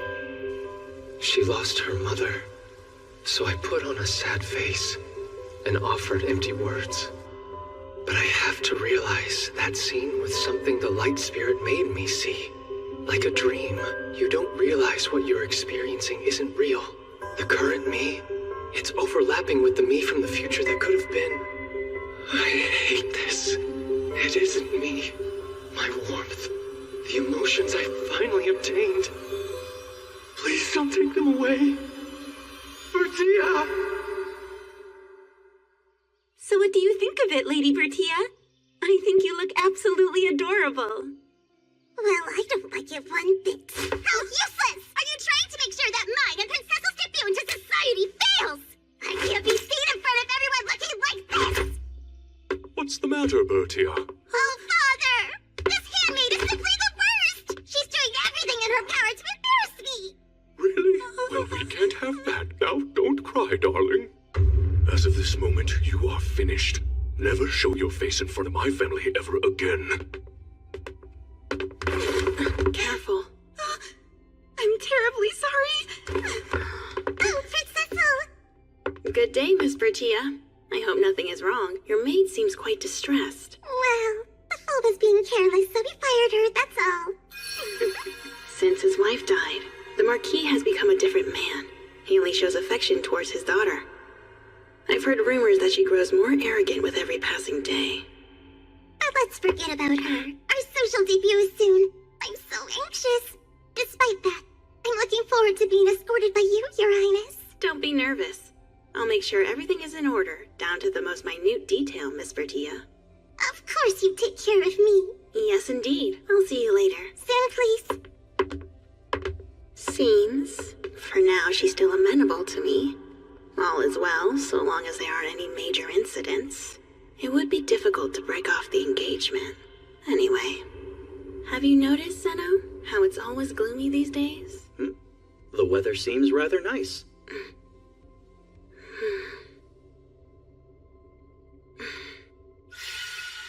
I see.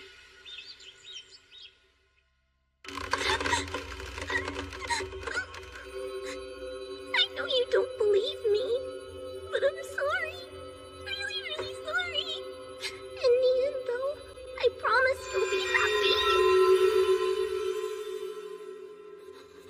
Your Highness, shall we be off? Yes. Tell me, has the bouquet been prepared? Without any difficulty. No doubt this will prove to be terribly boring. But if I skip my fiancé's tea party, it will only create problems later. Come back!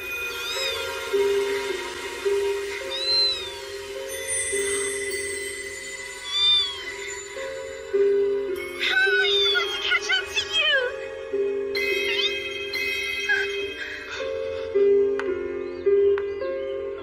You stopped flying so far ahead of me. That's unusual. Instead of keeping the bird in a cage, she's letting it fly free. Pardon? Are you new to this school? I'm sorry, but are you talking to me? Yes, I am. Are you going to attend the tea party, miss? I'd like to, but see, I'm from the countryside, so I don't really know anyone. Pichon and I exploring the school. The two of us are inseparable. Pichon? Is that the bird's name? Zeno? Of course. Then allow me to be the first to congratulate you on your enrollment here. Thank you so very much.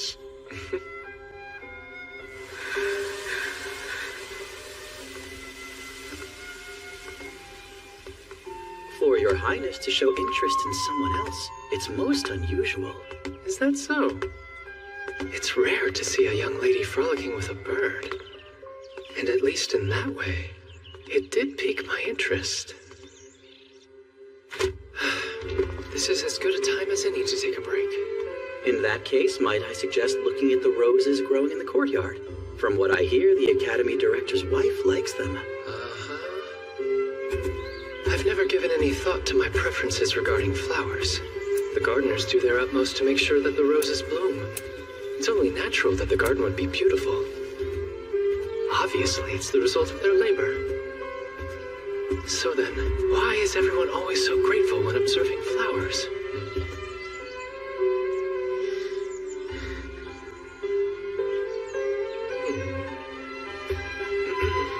You shouldn't be sleeping here.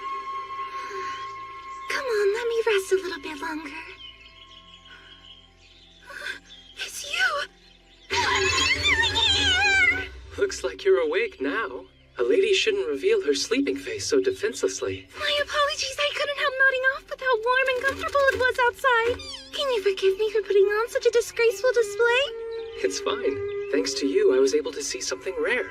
Which is... A noble's daughter scrambling backward at full speed.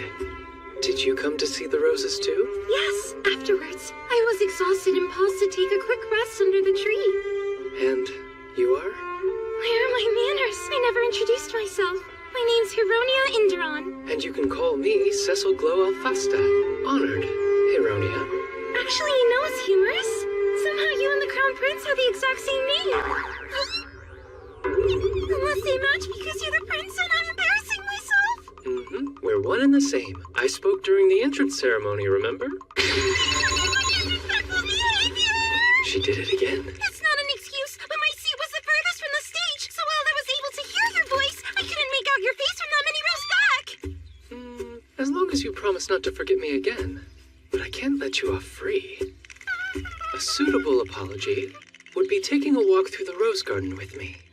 What? I came here to observe the flowers, but then it's more fun if there's two of us. If you're alright with me joining you, I'd love to. I have nothing else to do here on campus anyway. Every day is such a bore.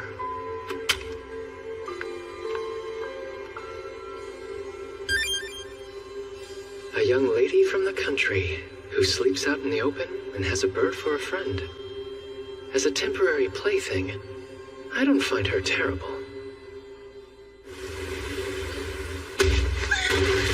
I hope you didn't hurt yourself. What a klutz getting in the way of my foot like that. Oh, Lady Bertia. Up until now, the Marquis's house has been useful, so I've let her carry on. But if she plans on breaking my new toy, I'll have to take action. Given your position and reputation for being so well informed, surely you're aware of Marquis Nochez's dealings. Have I come to the right person, Court Gain? I'm afraid there's nothing for me to share. But how imaginative you are. Now, if we have nothing else to discuss, I will take my leave.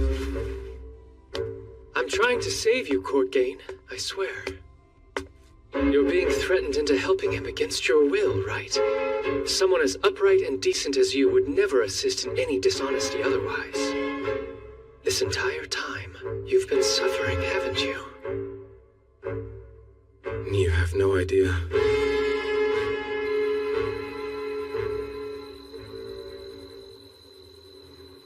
I'm pleased that you decided to show, Miss Hironia. Of course, Prince Cecil. How was your evening? While I wasn't looking, you became a proper noblewoman. When I first met you, you were running around chasing after a bird. The next occasion I saw you, you were napping under a tree inside the courtyard. That was so long ago, I was hoping you had forgotten it all. But that is who you are. If I may, I'd like to send you a dress. What? At tomorrow's graduation party, when you're standing beside me, will you promise me to wear it?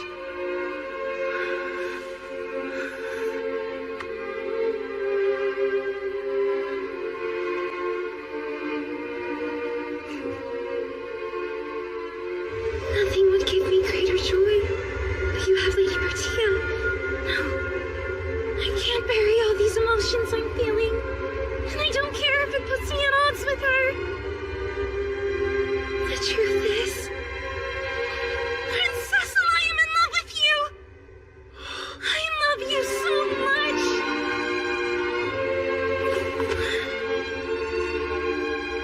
Up until now, I thought of her as interesting and held some slight affection for her. But this sensation, like something feverishly hot, is welling up in my chest. Could it be? what's commonly referred to as being in love. Whatever it might be, all I know is you are the toy that finally captured my interest. So please, don't betray my expectations.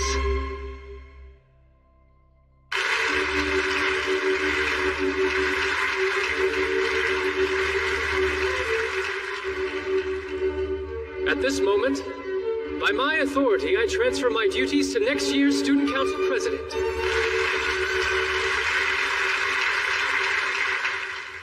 Now then, take heart, because there's a young lady in attendance who would like to make a confession. Heronia Inderon, if you'd be so kind. And join me on stage. Yes.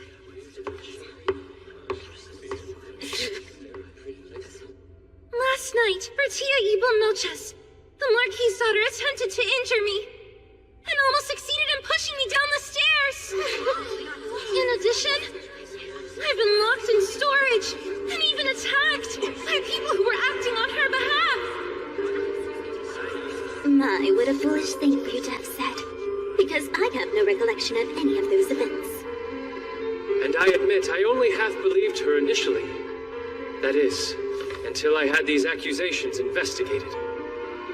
It seems Miss Heronia was far from being your only victim. He's right. Like me, many of you have been discriminated against because of your rank, or sadly have been the victims of vicious bullying. Everyone, please speak up! You have to gather your courage! She's hurting me! You're all going to pay for this. What a terrible shame, Miss Bertia. I take it you have some sort of rebuttal. And what's your point? Fine, let's pretend for a second the evidence is genuine. It's not as if it's going to change anything. I'm the daughter of a Marquis and the future queen. You commoners are nothing compared to me. In fact, is it not a far worse crime for these low-ranked nobles to displease your highness's betrothed? How can you say such awful things? Oh, I suppose I've no option but to rescind that then. I think I could learn a thing or two from the bravery everyone else has shown here tonight. Therefore, I, Cecil Glow Alfasta, hereby indict her father, Marquis Douglas Evil Noches, of crimes against the kingdom.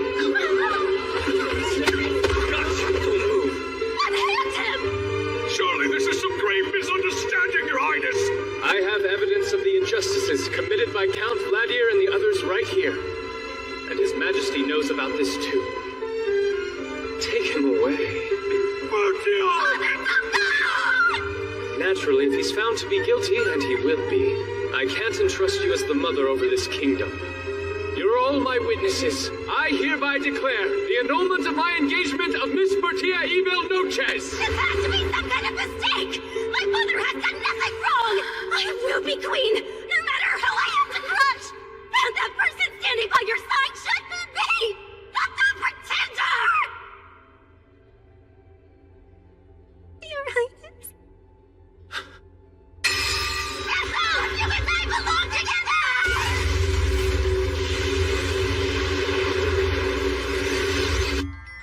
Tia. Your Highness, what's wrong?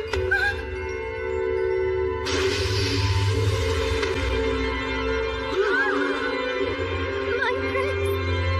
I'm sorry. But you're not my Tia.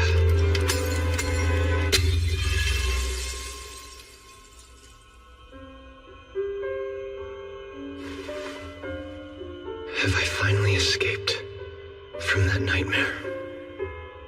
The warmth in my chest that I felt being stolen away. It's here. This is it. The world where my Tia exists. I'm happy. I've never felt happier in my life. Tia never stopped giving me such truly rare experiences. Don't you think it's time you gave up? It doesn't matter how many illusions I'm shown. It won't change how I feel in my heart, little Pichon. Why? His body's transparent. He must be very close to disappearing. Your Highness, no time to be lying around. You have to go to her. You need to wake up and handle this situation. Looks like I made it back. Come on, quickly! You have to show her you are injured! If you don't wake up, Lady Bertia will... Prince Cecil! If you don't wake up, Lady Bertia will... Wait, what's the matter? Is something wrong with her? She thinks her only recourse is to shave her head and enter a nunnery! Shave?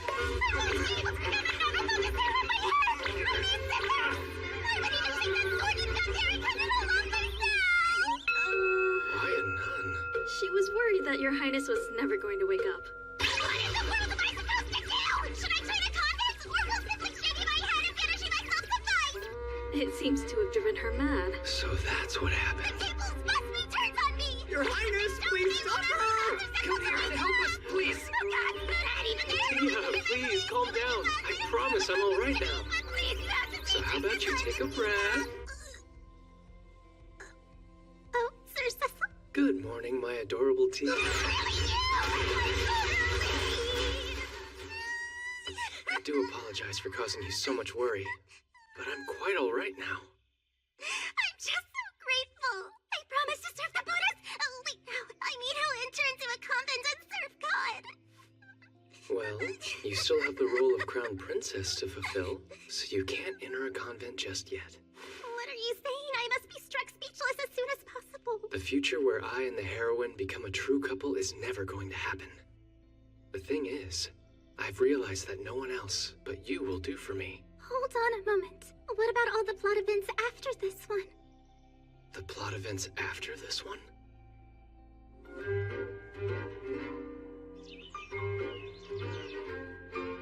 My apologies, but would you all allow me to see after Tia? But of course, we will leave it to you. One more thing. Before you go, I just need to confirm something. Oh, what is it? At the night of the graduation party, in the moments right before I collapsed, what did the two of you see happening? Oh, it was quite an event. A bird crashed through the glass aiming straight for Lady Bertia, but her attendant leapt out in front to protect her. Just before the bird ran into her, it seemed to suddenly disappear in a flash of light. Your Highness, what could it have been? Wait, don't tell me it was... Yes, that's right. That creature was actually a light spirit disguised as a bird. You possess knowledge of spirits, and yet you still react with such shock. It would be bad for others to learn of this. I'll leave the follow-up to you. Yes, I understand. Now then, it's just the two of us here, Tia. You will tell me everything, won't you? But Sir Cecil, I don't want to. No matter how much you fight it, you can't change the past. But you may be able to change the future. Yeah. Please don't you dare lie to me! You don't understand. If you don't end up with the heroine, you won't have the slightest interest in this kingdom of the future or any of us!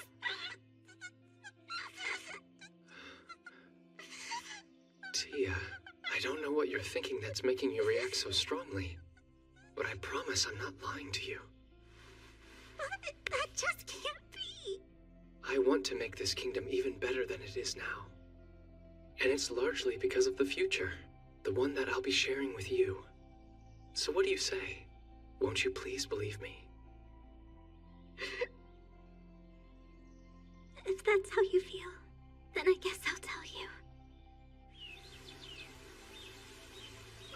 I see. So the graduation party was what's called a judgment event, and was also the moment when the heroine picks her romantic interest. After that, she enters a unique route, with its own set of story events based on the one she chose. Yes, that is right. If the heroine's affection rating for a captured target is high enough before the night of the graduation party, they will send an item that matches the color of their hair or eyes. Their status also becomes capturable, and the heroine is able to choose them. In the end, depending on what the heroine decides to wear to the party, her potential route changes. I believe she wore a yellow dress, yes? The yellow dress is the item sent by you, Sir Cecil. That means she wanted to choose the Prince Cecil route. At least that's what I believe. I never sent that girl a dress of any color. And despite that, she prepared a dress for herself, and thought it would still be alright to choose me as a love interest. What a fool. I did, however, send a dress to Bertia, and I made certain it was lavishly adorned with the color of my hair. I'm sure you noticed, Tia. If the heroine chooses the princessal route, then everyone gets a happy ending. Well, other than the villainess, that is. If she chooses any of the other routes... I don't really know how to say this. I truly hope it won't offend you. If what you told me earlier is the truth, then none of this refers to this version of you, Sir Cecil. The person I'm going to tell you about is the Cecil Glow Alfasta from the Otome game, and what his potential future holds.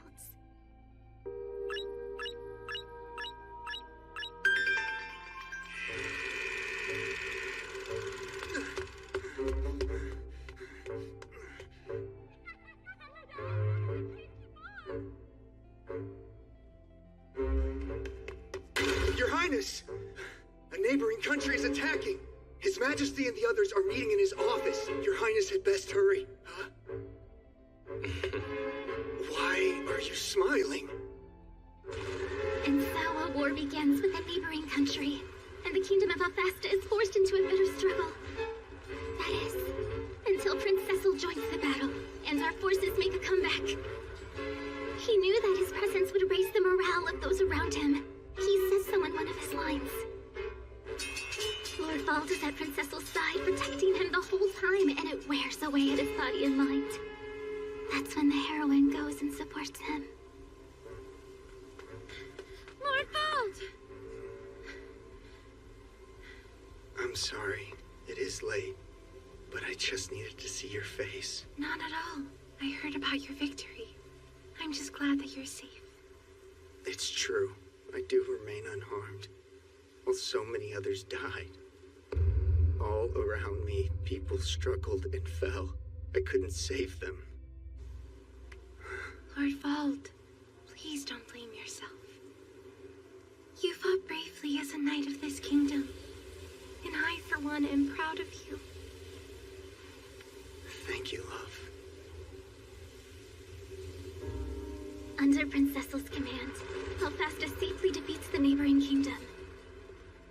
However, the war doesn't end with just those battles.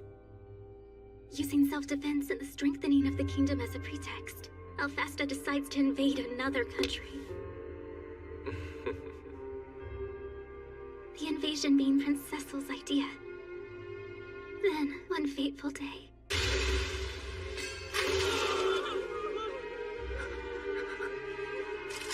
Anyone else? If you dare challenge me to battle, state your name! What can we do? He killed the general. There's no way that we can defeat him! Death bloodthirsty fate! Retreat! Isn't it wonderful? We're victorious. Your Highness, please stop charging across enemy lines. It's dangerous. You've heard of that man's military feats? Who wouldn't want to test their skills against him? Testing your skills? But sir, you're supposed to be our commander! Yes, that's true. If I were to fall, then our forces will be weakened. So I'll do my best not to be killed. Still, I'd say today's strategy worked perfectly. Distractions can really be quite effective, can't they? How can you still be smiling? Do you really see this mountain of bodies and feel nothing? The diversionary unit was completely wiped out! Well, yes, that's how the plan worked. And they all had agreed to participate, did they not? With the sacrifice of a mere 100, 1,000 were saved, you know. And I intend to be quite generous to their remaining families. What are you so upset about? Oh, hold on. How are we going to replenish the numbers we lost? I'll have to give it some thought. Something has always felt off. His Highness treats people like pawns. That even includes himself. It's almost as if it's all a game to him. Now then, let's start heading back. The next battlefield is out there waiting for us. From that moment on, Lord Vald harbors doubts about his master deep in his heart, and suffers greatly as he continues their military march.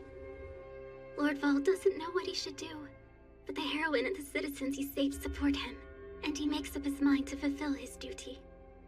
In the end, Alfasta consolidates all its neighboring countries, and Lord Vald and the heroine live a peaceful life together. That's the game scenario. The sacrifices required to obtain happiness are hardly average, are they? Indeed. I see. Things are making more sense now. Unlike myself, the me of that world was unable to find any interests. Not even in himself. The only thing capable of stirring his heart was the heat of battle. I think that's why he treated everyone and everything like game pieces on a board. At last, I finally understand why Tia relentlessly tried to pair me with the heroine, and also why she refused to tell me the reason it was so important to her. She worried that I would be disappointed in myself and hurt by her words. I'm certain that's why she wouldn't open up to me. I've always been so amused by your ridiculousness that I misjudged you. I was already aware, but never truly appreciated it. You are hopelessly kind. Sir Cecil, are you all right? I'm just a little surprised, but yes, perfectly fine. Please, would you continue? There's no point worrying about what might have been. Besides, the route I told you about involving Vault has the heaviest storyline.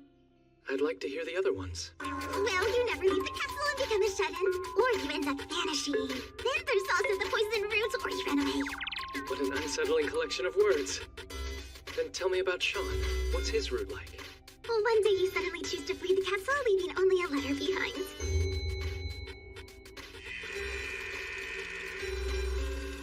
I've grown bored with being royalty and renounce all claims to the throne. I leave everything to my little brother Sean. King is a fairly simple role and should pose no problem. Soon after, His Majesty is poisoned. When Prince Sean is frightened by an invading neighboring country, the heroine lends him her support. We're waiting for the leader of this country to take a stand. Me and your people. He proved victorious in his first campaign. If you weren't here, the kingdom would have fallen. I thank you. Well, they end up having a happy ending. I don't think the power of love alone can get them through the ongoing battles. Agreed. I love my brother, but he isn't suited to be king, nor for war. What about Nelt's route? When the story begins, the research that he's devoted countless years to is instantly completed by Prince Cecil. As a matter of fact, he becomes obsessed with researching black powder and locks himself away in his lab. A neighboring country sees their chance and attacks. It's complete. Using black powder perfected by the prince and a powerful weapon developed by Lord Nelt, they are victorious. As a result, he rises to fame overnight and ends up with the heroine who supported him. Happily ever after. So sounds like we get a hold of a valuable asset, which unfortunately causes significant casualties. What about Charles's route? After diplomatic negotiations, Prince Cecil suddenly goes missing in a nearby country. While tailing a suspicious individual, poof, he vanishes. No trace of him. Lord Charles and the heroine head to the nation in the name of diplomacy. What are you doing? I'm just kidding. They learn Prince Cecil has managed to infiltrate the enemy. While he works from the inside, Lord Charles attacked from the outside and they destroy the opposing force. He and the heroine become a couple while the nation experiences peace. Though a war was still necessary. All that's left is Corkane's route. This route, when it begins, Prince Cecil is dead, assassinated by poison. Really? Corkane and the heroine embark on an undercover investigation to find the truth. There is no mistake. The ones who ordered the prince's death were the royal family. In the end, they win the war and successfully avenge Prince Cecil. Does that really count as a happy ending? After overcoming so much danger, they fall in love. But when I think about all that happened, I wouldn't exactly call it that happy. I feel the exact same way. I see. Besides the route where the heroine and I end up together, each of them ends in war. It's no wonder Tia kept trying to force us together. I was so easily assassinated in Corkane's route, most likely because I had grown bored with living. In Sean's route, either I wasn't interested in people or failed to understand my younger brother, forcing him into a role he was unsuited for. In Nelt's route, I completely disregarded his feelings, to the point I stole his research because I found it interesting. In Charles's, I acted alone without reaching out, most likely because I had no concept of relying on others. It sounds like who I was before I met Tia. What a monster. It's difficult for me to imagine a worse person existing. What? But that's absolutely not true! You are completely different from the original Prince Cecil in the Otome game! You care about others. You're a kind-hearted person who loves helping. That's the Sir Cecil that I fell in love with. You're not some silly puppet. Hearing you say that makes me so happy. Although the possibility exists that I haven't quite become entirely human yet. However, if this is the me that you want, then that's who I want to be. I'm fine with it, as long as it makes you smile.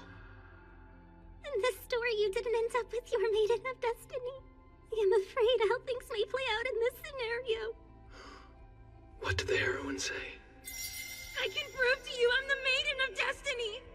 After you kiss me, a mark will appear on my hand showing you I'm her! I understand.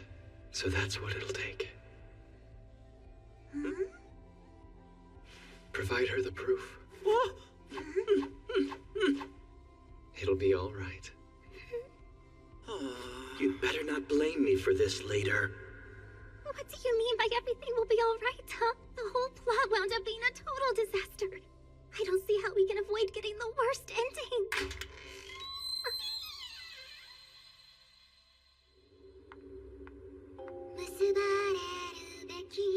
Let me ask, do you have romantic feelings for me, Tia? I don't even know how to begin answering that, Sir Cecil.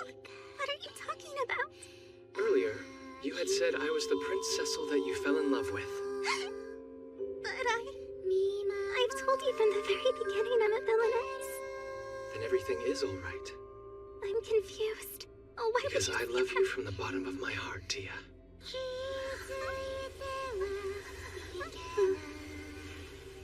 I am completely hopeless. But if you were the one to capture and conquer me, my fate would be far different. I could be a decent crown prince. That's why you're my maiden of destiny. You've been from the very start.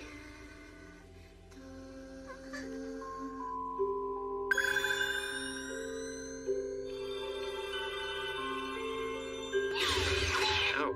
Do you really love me, Dad? Look at your left hand.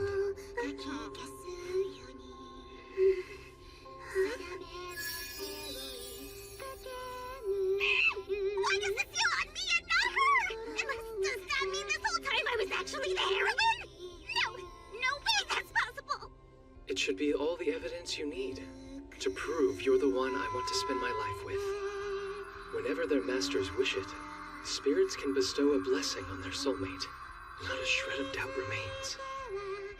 You are my maiden of destiny. Basically, it's a sign I bestow on the person I've chosen to be my fated companion. Then I had it all wrong. That's what it means. Now that you have the mark, if you are in danger, Zeno and I will notice at once. The strength of the spirits will protect you. No matter where you are, be it near or far away, I will be able to find you immediately. I have no intention of ever letting you get away, which is why I'm declaring this in advance. You can never run away from me again. Best resign yourself to that fact.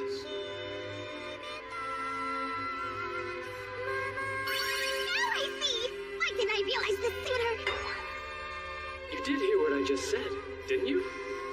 Should you not be more frightened by my obsession or something? It shows your specific location and provides protection, so we can avoid Sir Cecil going missing or being killed. And in the case of the shut-in and berserker roots, as long as I keep you entertained, we have nothing to worry about. I could learn things like belly or look scooping dancing. More unfamiliar phrases. Now, Kuro, give him the same buck as me. We do not have a moment to waste.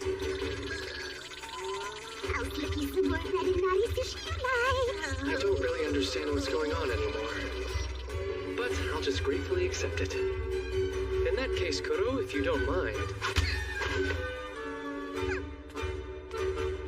I must say, it looks rather impressive. Now everything's going to be all right. I have no doubt. But from now on, if something happens, I demand you ask for my assistance. After all, we are each other's soulmates. Yes. Wait. We're soulmates? I did tell you, that's what these marks indicate. Even if you make them invisible, you can never remove them. And you can only give them to one person in your life. My beloved, irreplaceable love. I am looking forward to our wedding night. Ah, what a nostalgic feeling. I've heard this cat-like scream before.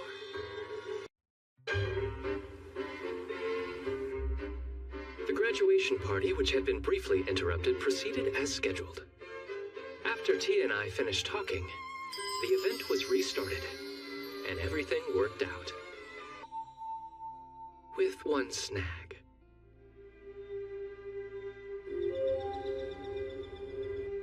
A problem still remained. Specifically, what to do with Hironia, a Baron's daughter. Princessel, you've come to your senses! Good! I knew your highness would never fall into the villainess's evil clutches! Took some time, but you eventually saw her for who she Do was! not come near me. Why? I am only here to pass along a message, and to chat a while. Now, if you would please take a seat.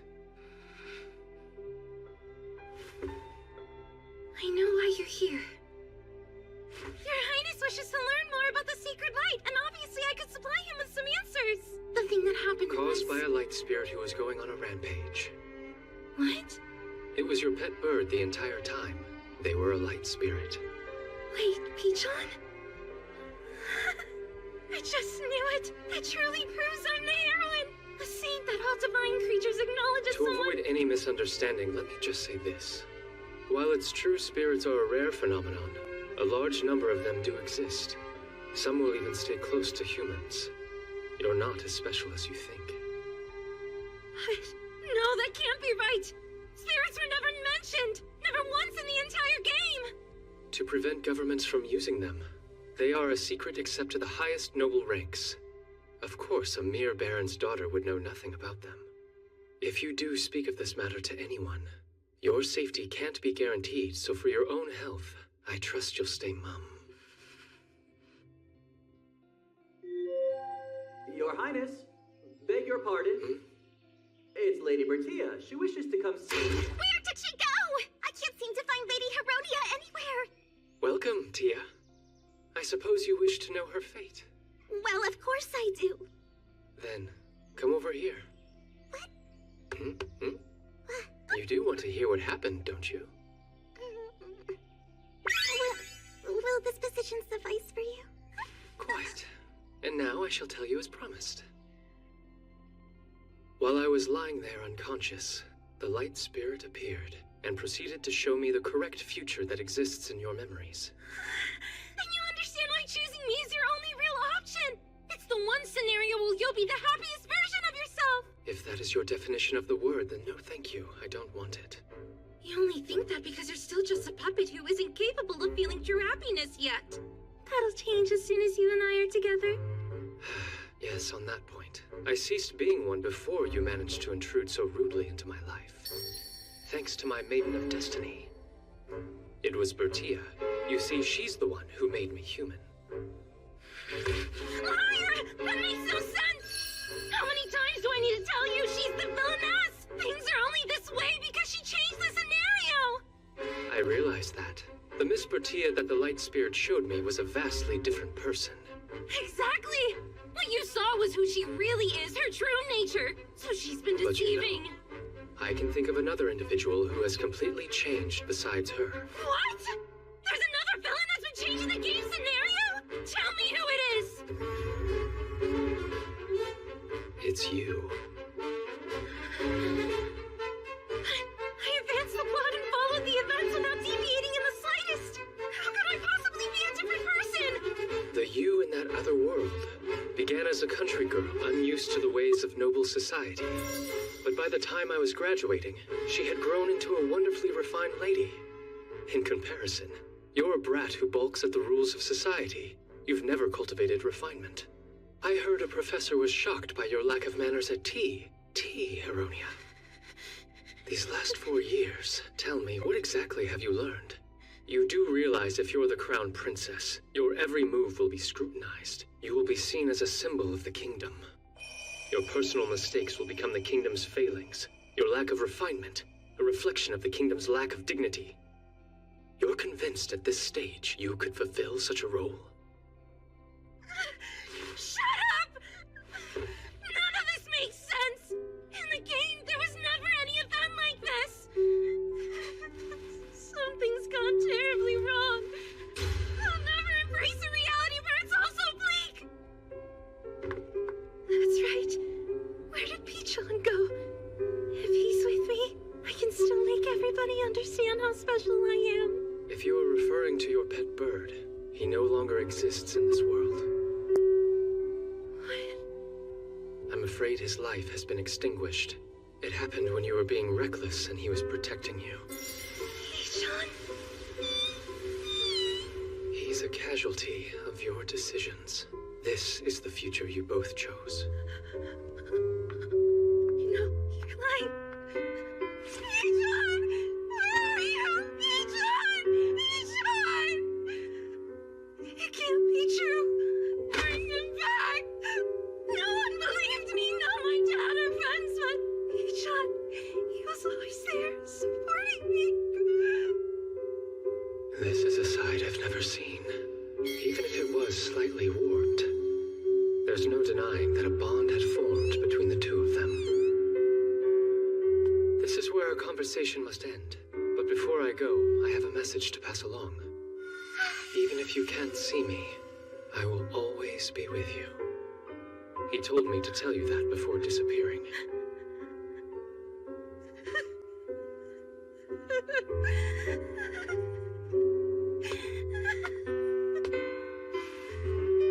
It's a memento of him, a fragment of the light spirit's soul. I'll leave it with you. Just as his core was about to crumble away, I borrowed Zeno's power to retain this piece. Though faint, a trace of his will remain inside. Well then, the rest will leave for the audience hall. John. After that, as part of her punishment, it was decided she would be sent to a convent. Father, I have one request. Please allow me to choose where Hironia will carry out her sentence. Will you grant me this wish? Father, do you really distrust me so much you feel compelled to look at me in that manner? Do as you like. I'm eternally grateful. We've brought Hironia to stand judgment, Your Majesty. My son will inform you of the punishment befitting your crimes. Cecil? Right. The Baron's house will cut all ties with you. You'll be sent to a convent as a commoner. The Crown is content with this course of action as well. Also, you will have to make a decision. Lift up your head. You should listen very carefully to my words. There is a convent in the harsh northernmost point of our kingdom, and another one in a temperate area 3 days carriage ride south of the capital. Which would you prefer? The two choices you presented her are quite unbalanced. I've heard the conditions at the northern convent are so unforgiving that, while rare, some people have lost their lives. Is that so? On the other hand, I've heard that the North believes in the divine light, and that its power is strong there. If someone prays constantly, that might be able to reclaim a life which has been lost.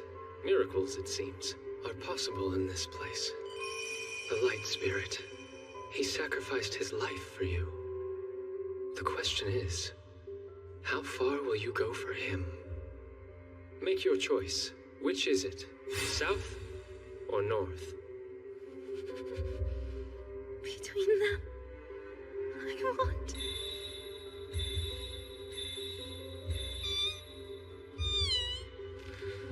the north.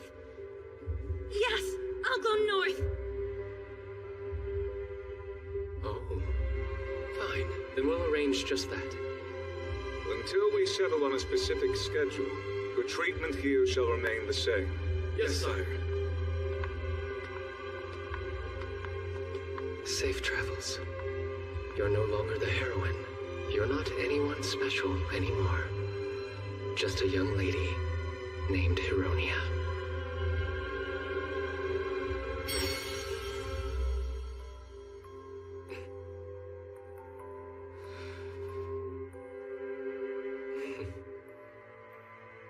If you're going to abandon your role and live as a normal woman, then for the sake of your friend, I will welcome your decision with enthusiasm.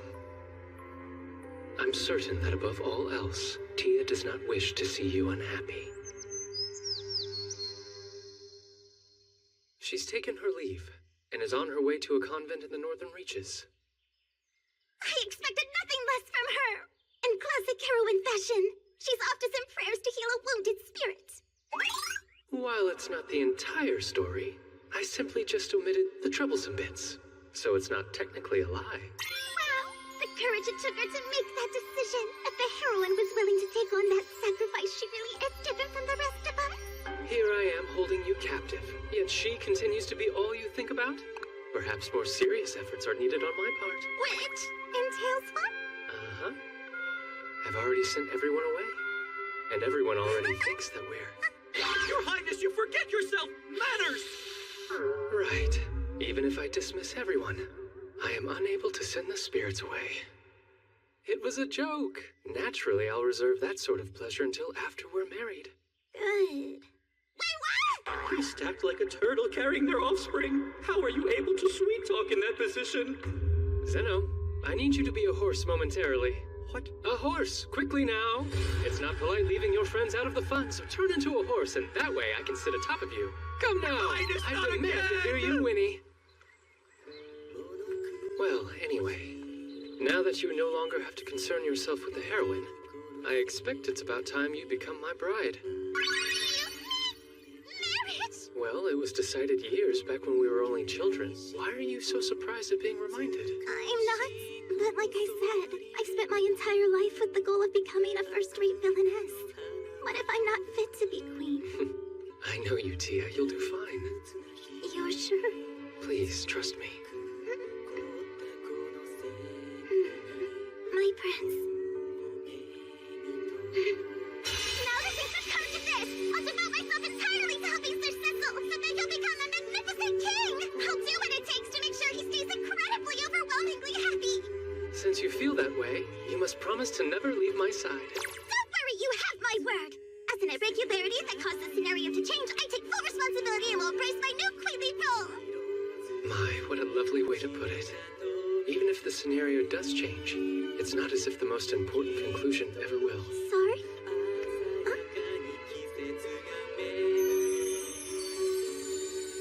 The most important thing in this life is having my maiden of destiny right here beside me, and to share with her a most enjoyable and delightful existence. Yes. That's why I must keep the truth from you. There's no need for you to know about the blood I carry and the history it holds.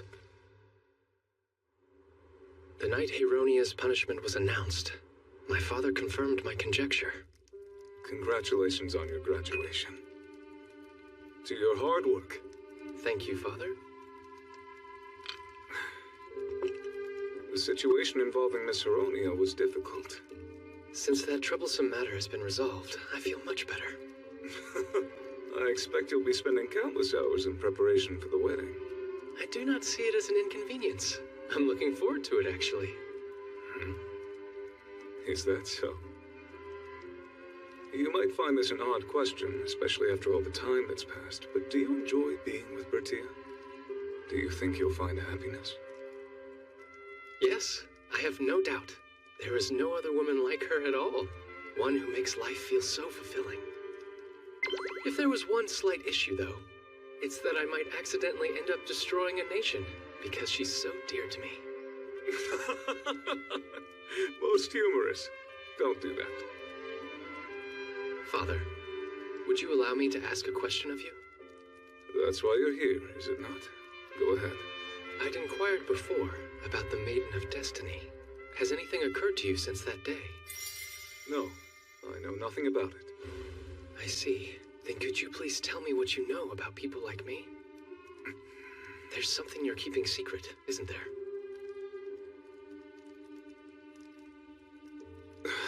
First off, how did you learn the truth? It was mere speculation based on the small amount of information I'd previously gathered. But your reaction confirmed my suspicions. Honestly, I never wanted to share this with you. What better time than now? Once again, your intuition has proven correct. From time to time, within the royal family, there are children born with exceptional abilities. But there is a trade-off. In exchange for their advanced abilities, they show a lack of emotions, and little to no interest in matters of the world. So, they're in constant pursuit of something that can stimulate their emotions. When it's discovered, they cling desperately to it. Apparently, this influence on our blood derives from our kingdom's founder, King Tojin. You mean the Hero King? That name was given to him later. King Tojin was simply someone who loved the thrill of battle. A bloodthirst, one that's never quenched. Then the people started using the moniker, and it stuck. The woman who became his wife was heavily involved in changing how history remembered him. Queen Ane, the constant companion of King Tojin.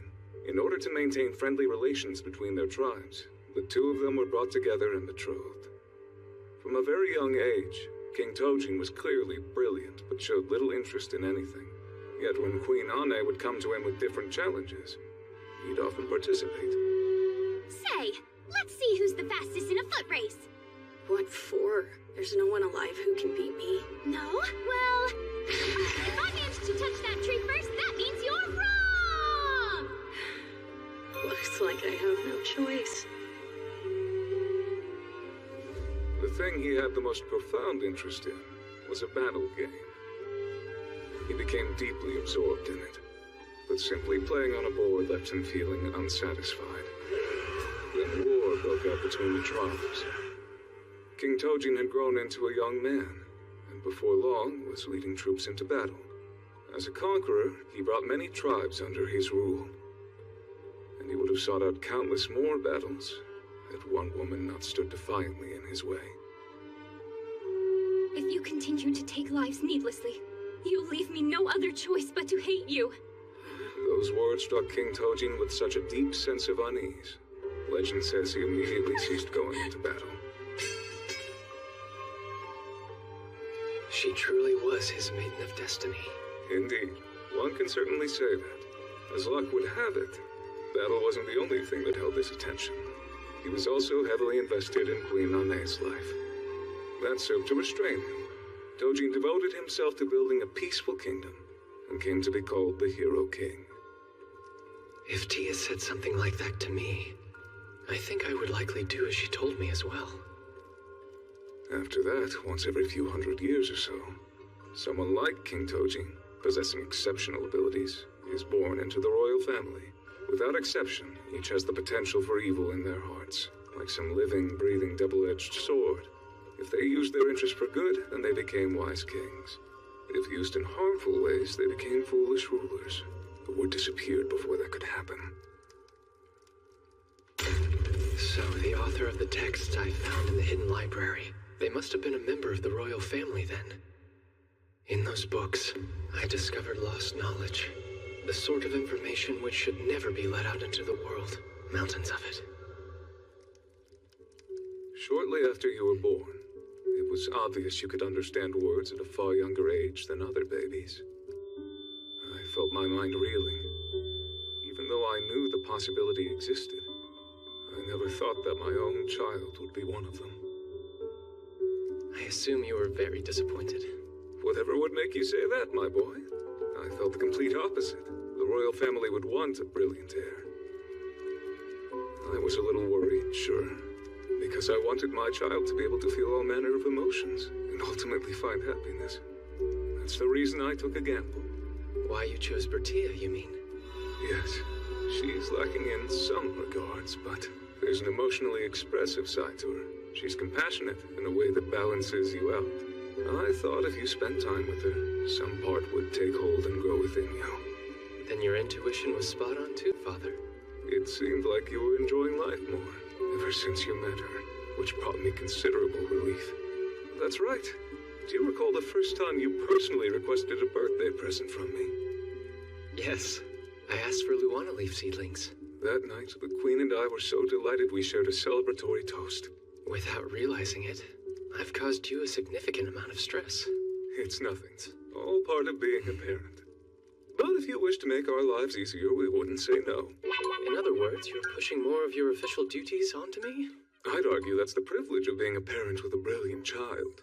For the time being, as long as Tia is at my side, I will do my best. In other words, she basically holds the fate of this kingdom in her hands.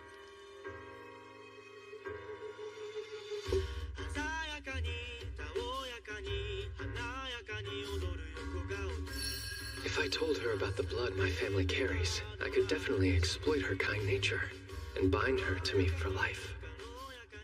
But that's not what I want. Some marionette that will do whatever I command. I want a woman who lives in ways I can't predict and surprises me like some lovely jack-in-the-box. Also, I want to be a version of myself that she would choose of her own free will. I'm coming in. Look at you, dear. I knew the evening was going to end this way.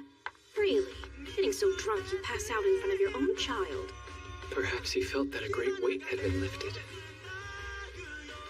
So you know. Yes. You're our son, and we'll be proud of you no matter what. We'll always be watching over you.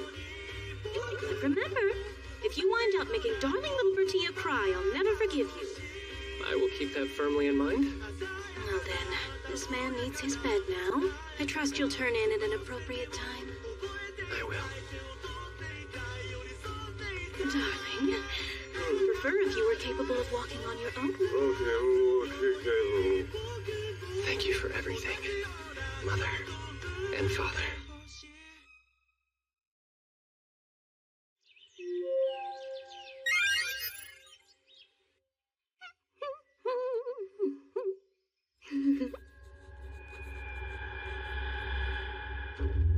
A royal wedding? I'll never allow it.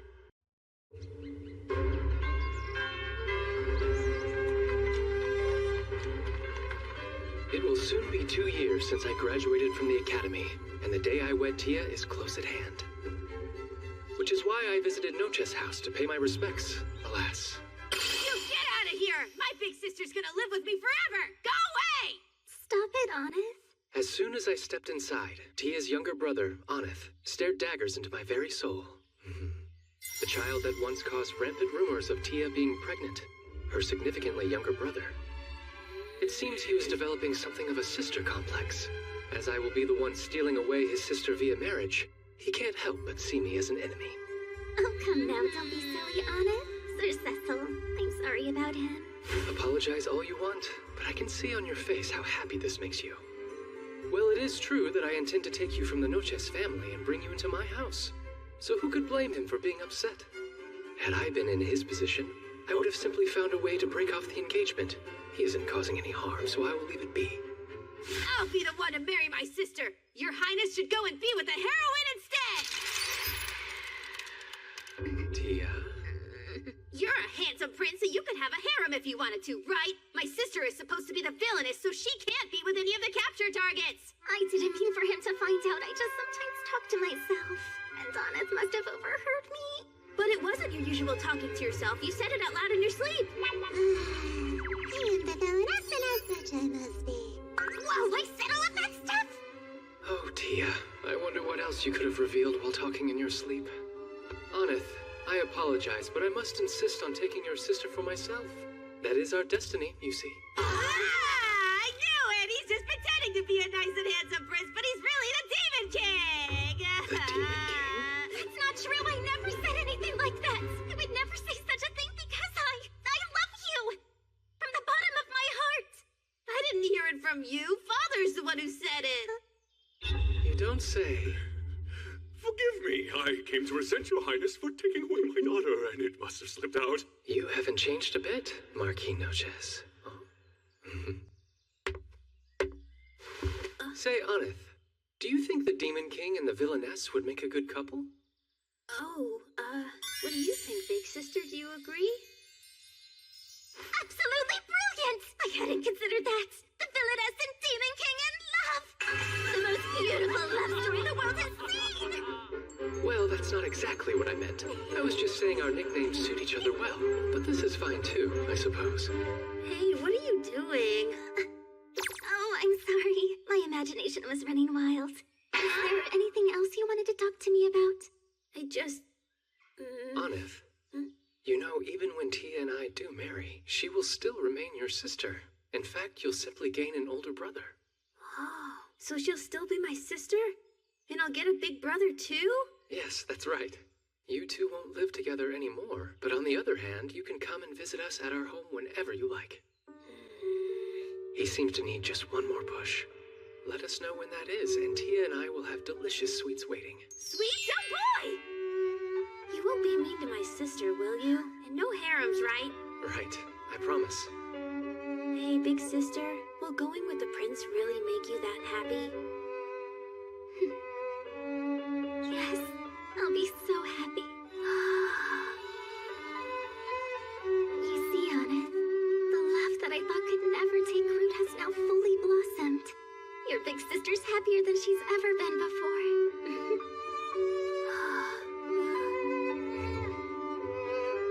All right, please take good care of my sister and make lots of yummy sweets when I visit. Pinky swear? Yes, I swear. And sis, as for the sweets, I want cakes with lots of strawberries and chocolate. Now then, Your Highness, why don't the two of us go have a drink man to man?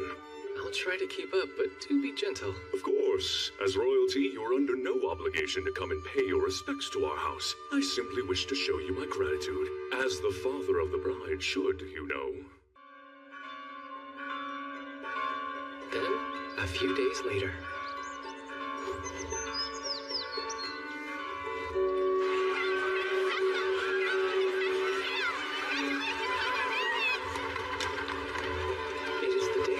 Ceremony.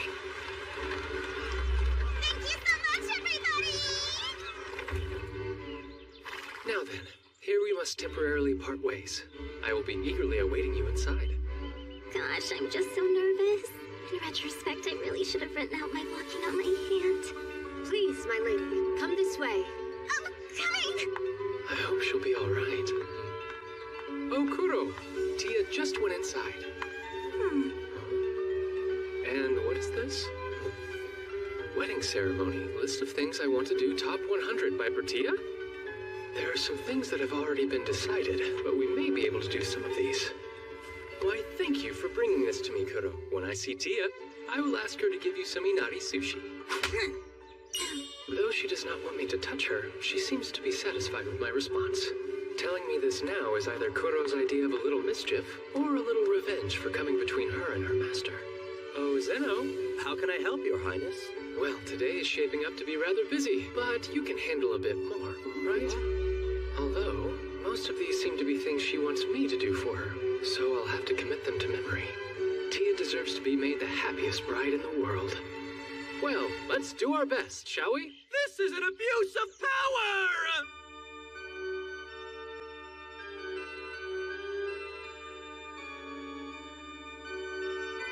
What a beautiful sound. This was one of the wishes that Tia expressed. The ceremony usually takes place in a quiet space, but having music is rather nice.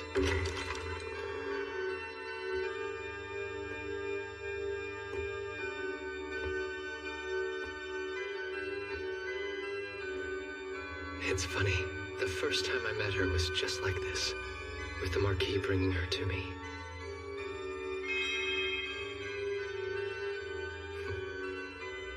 I only intended to entertain myself by observing her, but step by step, I grew fonder. And now, after all this time, I will take her hand and walk onward. Your Highness, my little girl! Take care of my little girl to the very best of your abilities! Please, I beg of you! I beg of you! But of course I will. Perhaps it's because he's holding back tears, but he looks even scarier than usual. Hope I don't trip now. Walking Well, isn't that hard. shall we, Tia?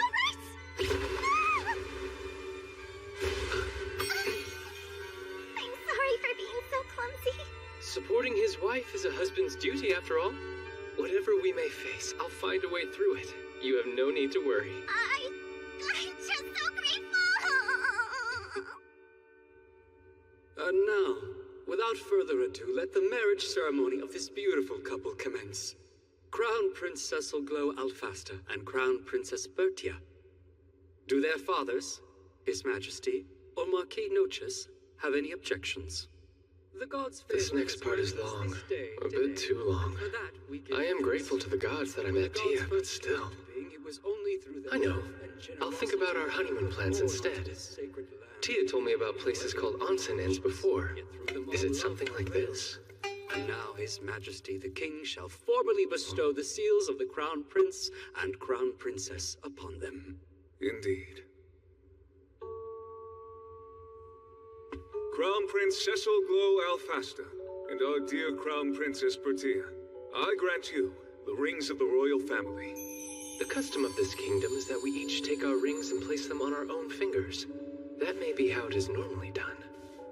Tia, your hand. What are you doing, Sir Cecil?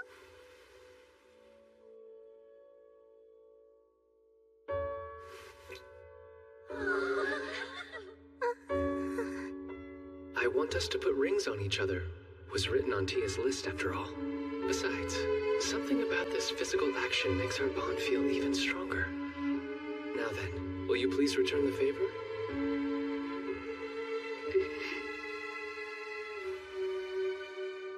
Yes, lovely. To think she placed this ring on me of her own free will. It makes me feel so happy. And now, you may seal your vows with a kiss. Bertia Ebel Noches. No, wait. Bertia Ebel Alfasta. I, Cecil Glow Alfasta, do hereby promise that in sickness and in health, in happy times and sad times, in times of abundance and in times of need, through whatever hardships we may endure, I swear to love you, honor you, console you, aid you. Though this life is fleeting, it is all that we have, and I promise to devote mine to you.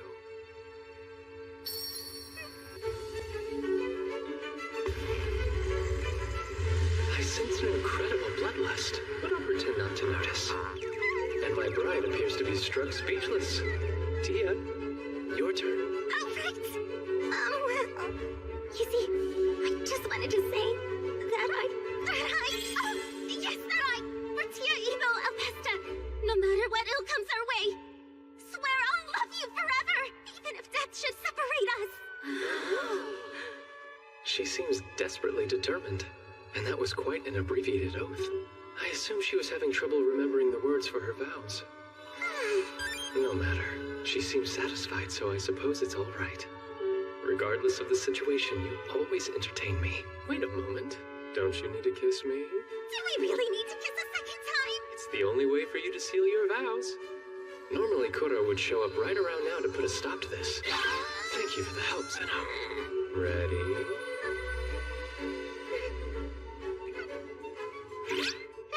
That's all I can handle. What is this? This odd sensation that feels like heat gathering in my face. My heart is also beating more furiously than usual, and I feel sort of fidgety, like I want to scream. Hold on. That look on your face. Could it be... Are you actually feeling shy? Is that it? Is that what this overwhelming feeling of embarrassment is? I can't even bear to meet your sparkling gaze properly. Archbishop, continue. For the final step, we'll need you to sign. Somehow I managed to recover. All is in order. With this certificate signed, the marriage is officially recognized and celebration may commence. Let glory be to the great kingdom of Alfasta. And with that, this marriage ceremony is concluded. Now then, while there were a few shaky moments, the marriage ceremony has ended safely. But the main events are yet to come. I'll give it everything I've got. I have been stuck doing a lot of paperwork lately, so I am a bit worried I have lost some physical strength. Tia's garments may look feather light at first glance, but the ornamentation is actually quite heavy. In the name of dieting, Tia has exercised daily. She would have no problem holding the dress up to herself and spinning around in front of the mirror. However, every time the dress needed to be moved, it required 3 attendants. We have places to be, yes? Oh, yes. Be sure to hold on tightly now.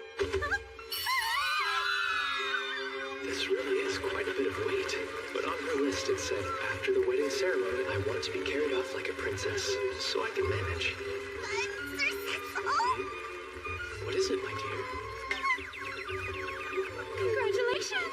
You both did it! This was the best wedding ever! Lady Bertia, you look absolutely lovely! Thank you all! I'm so glad you could be here. Though some things may have differed from our usual customs, the general reaction seems positive. Over here, however... That looks like it would be great for training. I'll have to carry Miss Cynthia next time I exercise. Come on, Your Highness. We're going to be having weddings too. Try not to set the bar so high. I will need to start training my upper body immediately. My dear sister is married. It feels like your happiness for me is a little lacking. I wonder if something like that would please Miss Joanna. Though I may not be able to do it with as much panache as my brother. Something to strive for.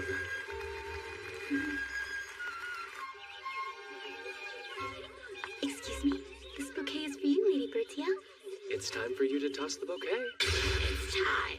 There seemed to be several ladies with a determined glint in their eyes. This was another thing that Tia had formally asked for. Apparently, the one who catches the bouquet thrown by the bride will be the next to get married. Since we are incorporating several events that have never been done before, I sent letters of explanation to our guests from other countries.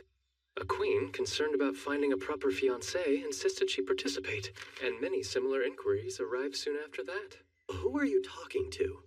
I knew her friends would be here, but it seems about 20 other unmarried ladies have also gathered to try their luck. This has become quite the event. Alright, everybody, I'll be throwing it now!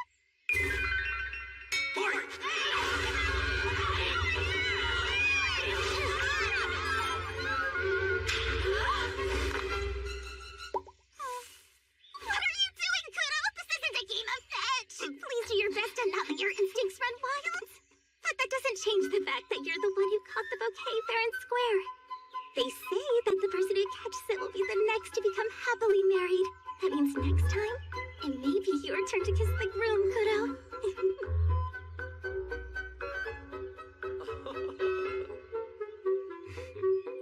Now, dear wife, take my hand. I'll escort you to the carriage. All right, let us be on our way. One more thing, Zeno. Yes, sire, what is it? You must never make advances upon a young girl. Understand that? Ages are irrelevant to spirits, so we don't think about such things. I am well aware of that, but I can't have rumors going around that my attendant is dangerous. The ceremony went off without any issues, and next we return to the royal palace for the wedding reception.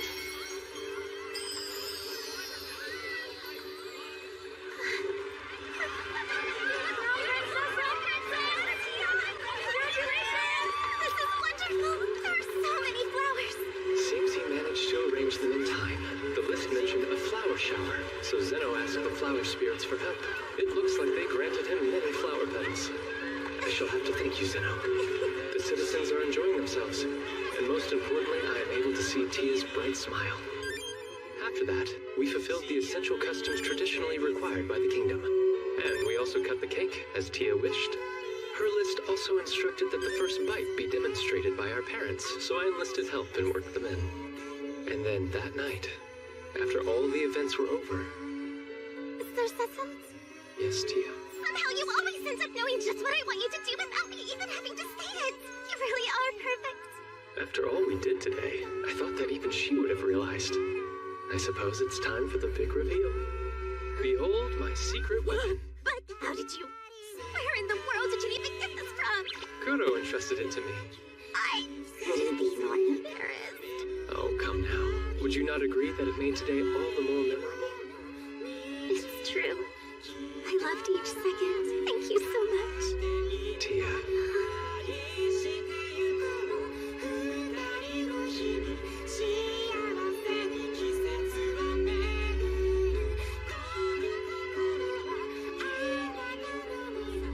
Well, Tia, shall we go? Let's get out of here already!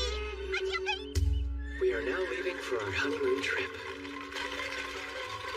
She wanted something that would clank tied to the carriage as we embark on our honeymoon. I found it on her things I want to do list as an extra request. Instead of a car, it's a bridal carriage. This is exactly family had some very curious customs. Sir Cecil, look! It's rabbit parents and their babies! Just look at them! They're so tiny. Do you think you and I would be able to have a family like that someday? I'm certain that any child of yours is bound to be simply adorable! Their face would look just like yours and their hair would be the same color as mine! Never mind. Forget everything I just said. Please pretend you didn't hear it. Well, in that case, I would like to have a little girl, too. One with my hair color who looks just like you. Really? Do you really mean it? So what do you say? Tia, do you want to build a happy family together someday? Yes! Of course I do!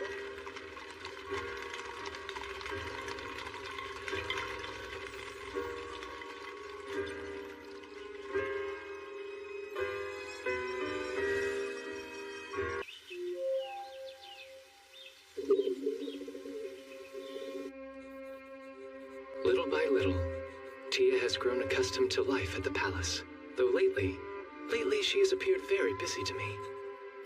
After our wedding ceremony, the royal families and nobility of various countries began consulting her about their own ceremonies one after another. Our wedding must have left quite a profound impression on them.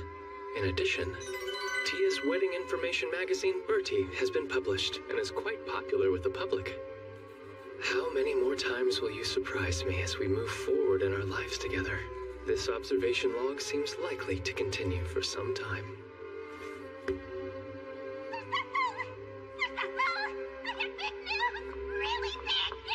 She'll be right there, my darling wife. Sir Cecil! What has happened? You seem rather flustered. Please listen to me very carefully. The truth is that I am...